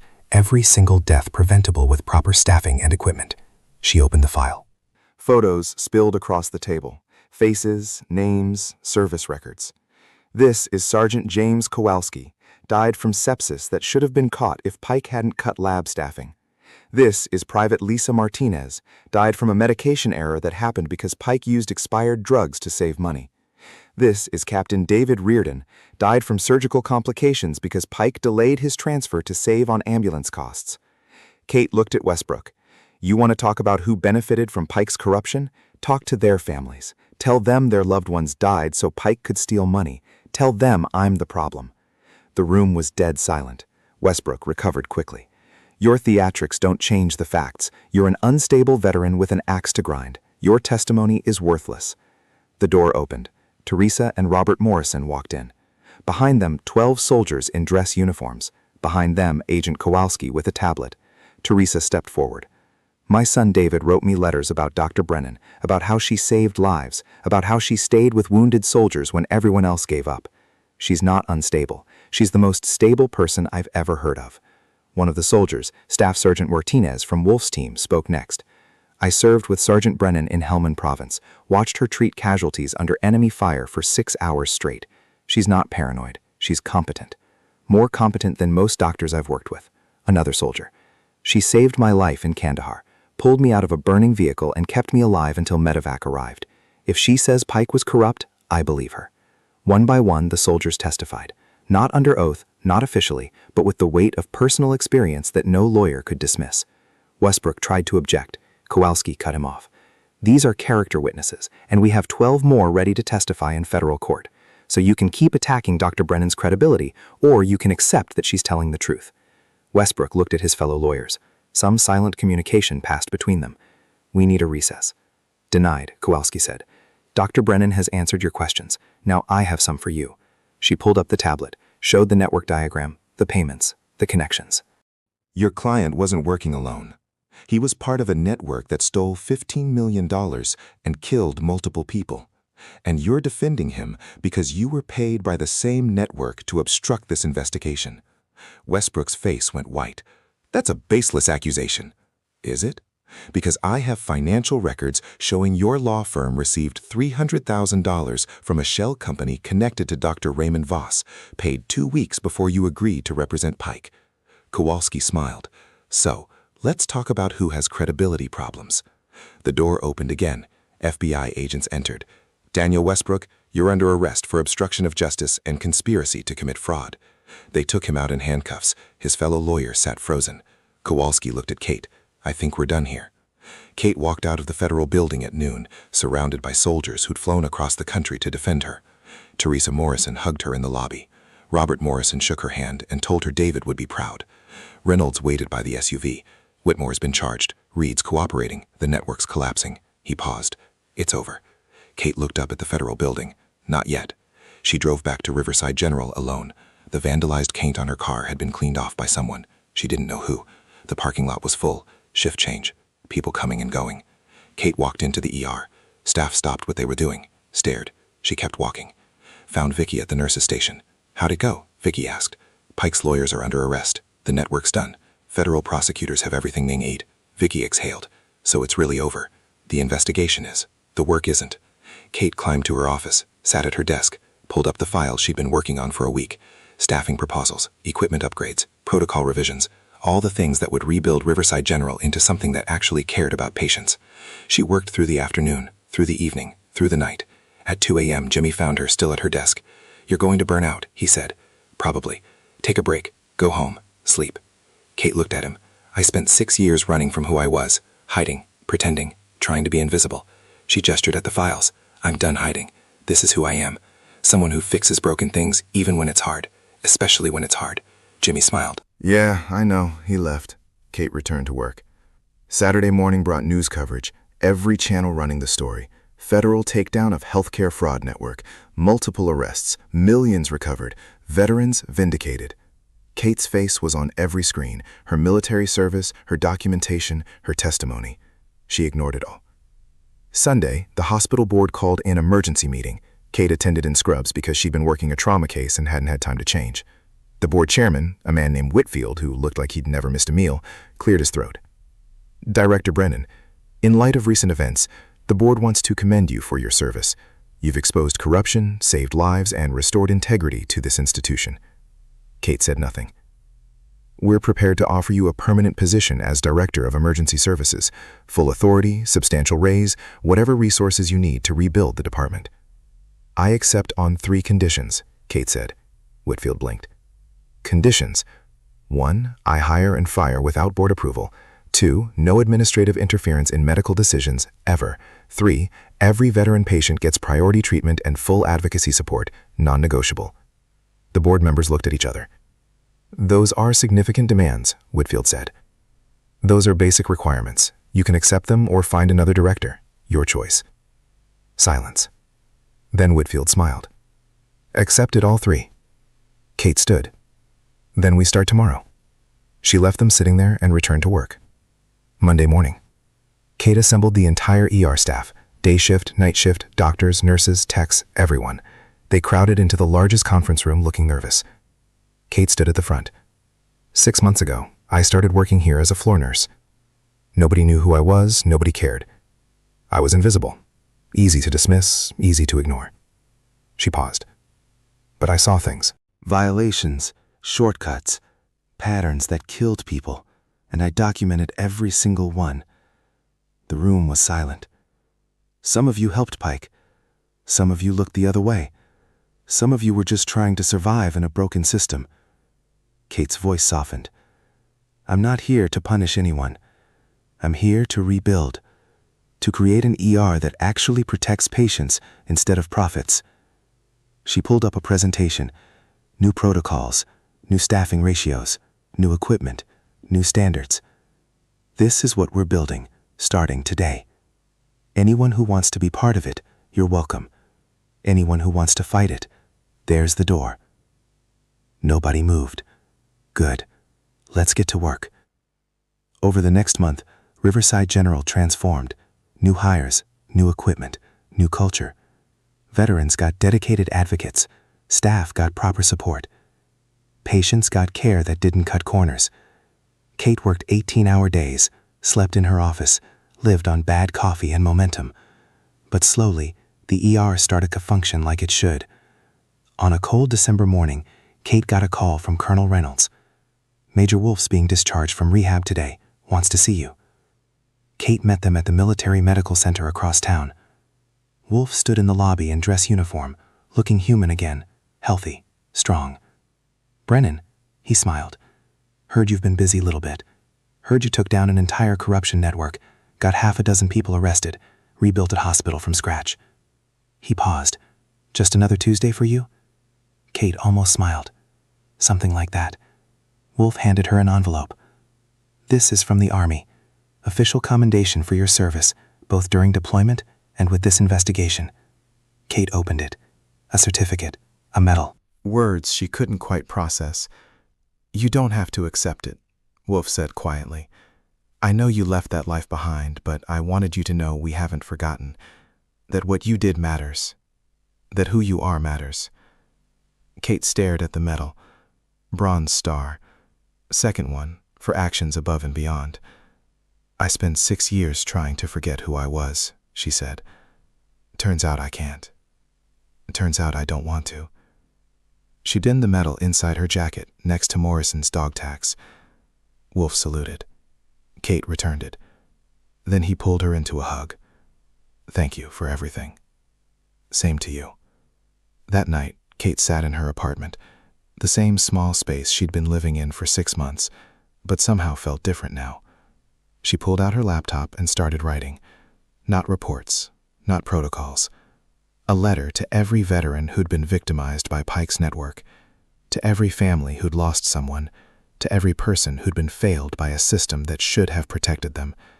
She told them what had happened, what had been found, what was being done to make sure it never happened again.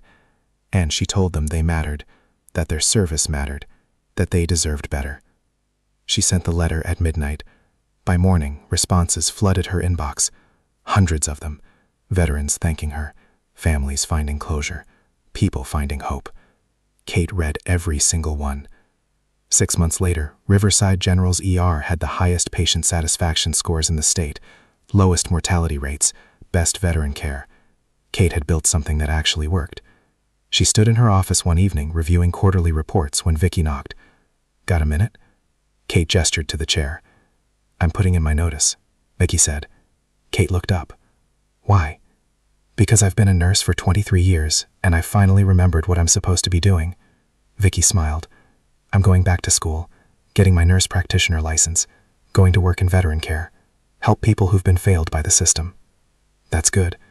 It's because of you, because you showed me what it looks like to actually give a damn." Vicky stood. "Thank you. For not giving up on me. For giving me a second chance." She left. Kate returned to work. But later that night, driving home through Creston Falls, she pulled over near the hospital, looked up at the building, at the ER entrance where she'd walked in 6 months ago, invisible, and walked out visible in ways she never wanted. Her phone rang. Teresa Morrison. "Kate, I hope it's not too late to call." Never too late. Robert and I wanted you to know we're establishing a foundation in David's name to support combat medics transitioning to civilian healthcare. We want to help people like you find their way. Kate's throat closed. That's incredible. We want you on the board, if you're willing. I'd be honored. After the call ended, Kate sat in our car and cried. Not from sadness, from something else. Something that felt like pieces finally fitting together. She'd spent 6 years running from her past, trying to be someone she wasn't. Hiding her competence because showing it made her vulnerable. But vulnerability wasn't weakness. It was just being human. And being human, flawed, scarred, still fighting, was enough. Kate started her car and drove home through streets that didn't feel foreign anymore. Creston Falls had become hers. Riverside General had become hers. This life she'd built from the wreckage of everything she'd tried to leave behind had become hers. She'd stopped running, and what she'd found in standing still was worth more than any escape. 3 years later, Kate stood in front of a room full of veterans transitioning to civilian healthcare. The Morrison Foundation had grown into a national organization. She'd been invited to speak at their annual conference. "I spent 6 years trying to forget I was a soldier," she told them. "Trying to be a civilian nurse who didn't remember what it felt like to treat casualties under fire, who didn't wake up hearing gunfire, who didn't carry the weight of everyone I couldn't save." She paused, looked at their faces, saw her own history reflected back. "But you can't forget who you were. You can only decide what you do with it. I tried hiding, tried being invisible, tried pretending my past didn't matter." She smiled. "Turns out it's the only thing that did matter. Because that past, those deployments, those casualties, those impossible choices, that's what taught me to fight for people when everyone else gave up." She pulled out Morrison's dog tags, held them up. "This belonged to a soldier I couldn't save. I carried them for 6 years like a weight, like proof I'd failed." She put them back inside her shirt. "Now I carry them as a reminder that even when you lose, you keep fighting. That even when you're scared, you keep showing up. That even when the system is broken, you keep trying to fix it." The room was silent. You're not civilians pretending to be soldiers anymore. You're not soldiers pretending to be civilians. You're both. And that's your strength. Use it. Even when it's hard. Especially when it's hard. She stepped down. The room erupted in applause. Later, standing outside the conference center, Reynolds found her. "Good speech." "Thanks. Meant what you said about using the past?" Kate looked at him. "Every word." Reynolds smiled. "Good. Because I'm retiring next year. Army's looking for someone to run their combat medic training program. Someone with field experience and administrative skills. Someone who knows how to build things from nothing." Kate raised an eyebrow. "You recommending me?" "Already did?" "They're interested. Very interested." Kate thought about it. About Riverside General, now thriving under new leadership. About Creston Falls, which had become home. About the life she'd built. About the chance to train the next generation of medics. To teach them not just how to save lives, but how to survive saving them. "Tell them I'll think about it." "Fair enough." That night, Kate drove back to Creston Falls. Stopped at the VA clinic where she still did volunteer counseling every Thursday. Stopped at the hospital, where her office light was still on, her replacement working late just like she had. Stopped at the cemetery, where 3 veterans were buried, the ones who died under Pike's administration, the ones whose deaths had started everything. She laid flowers on each grave. "I didn't forget," she said quietly. "I never forget." Then she drove home to the house she'd bought last year, to the life she'd stopped running from, to the person she'd finally become. Kate Brennan had learned something in those 6 years of hiding, and in the 3 years since she'd stopped. You couldn't save everyone. Some people died despite your best efforts. Some systems were too broken to fix from inside. Some fights were too big to win alone. But you fought anyway. Not because you'd win, not because it was easy, not because anyone would thank you, but because some things were worth fighting for, even when it cost you everything, especially when it cost you everything. She'd been dismissed as just a nurse, just a veteran, just another person trying to survive. And she'd proven that just was the most dangerous word in the language, because there was no just about standing up when everyone else sat down, no just about speaking truth when silence was safer, no just about fighting corruption when compliance was easier. There was only the choice, made every day, in every moment, to see something broken and fix it, to see someone bleeding and stop it, to see injustice and refuse to look away. That was what separated the people who changed things from the people who watched things change. And Kate Brennan had spent too long watching. She was done watching. She was done hiding. She was done being invisible. She was exactly who she'd always been, a combat medic who couldn't walk away from people who needed help. And that, it turned out, was more than enough. It was everything.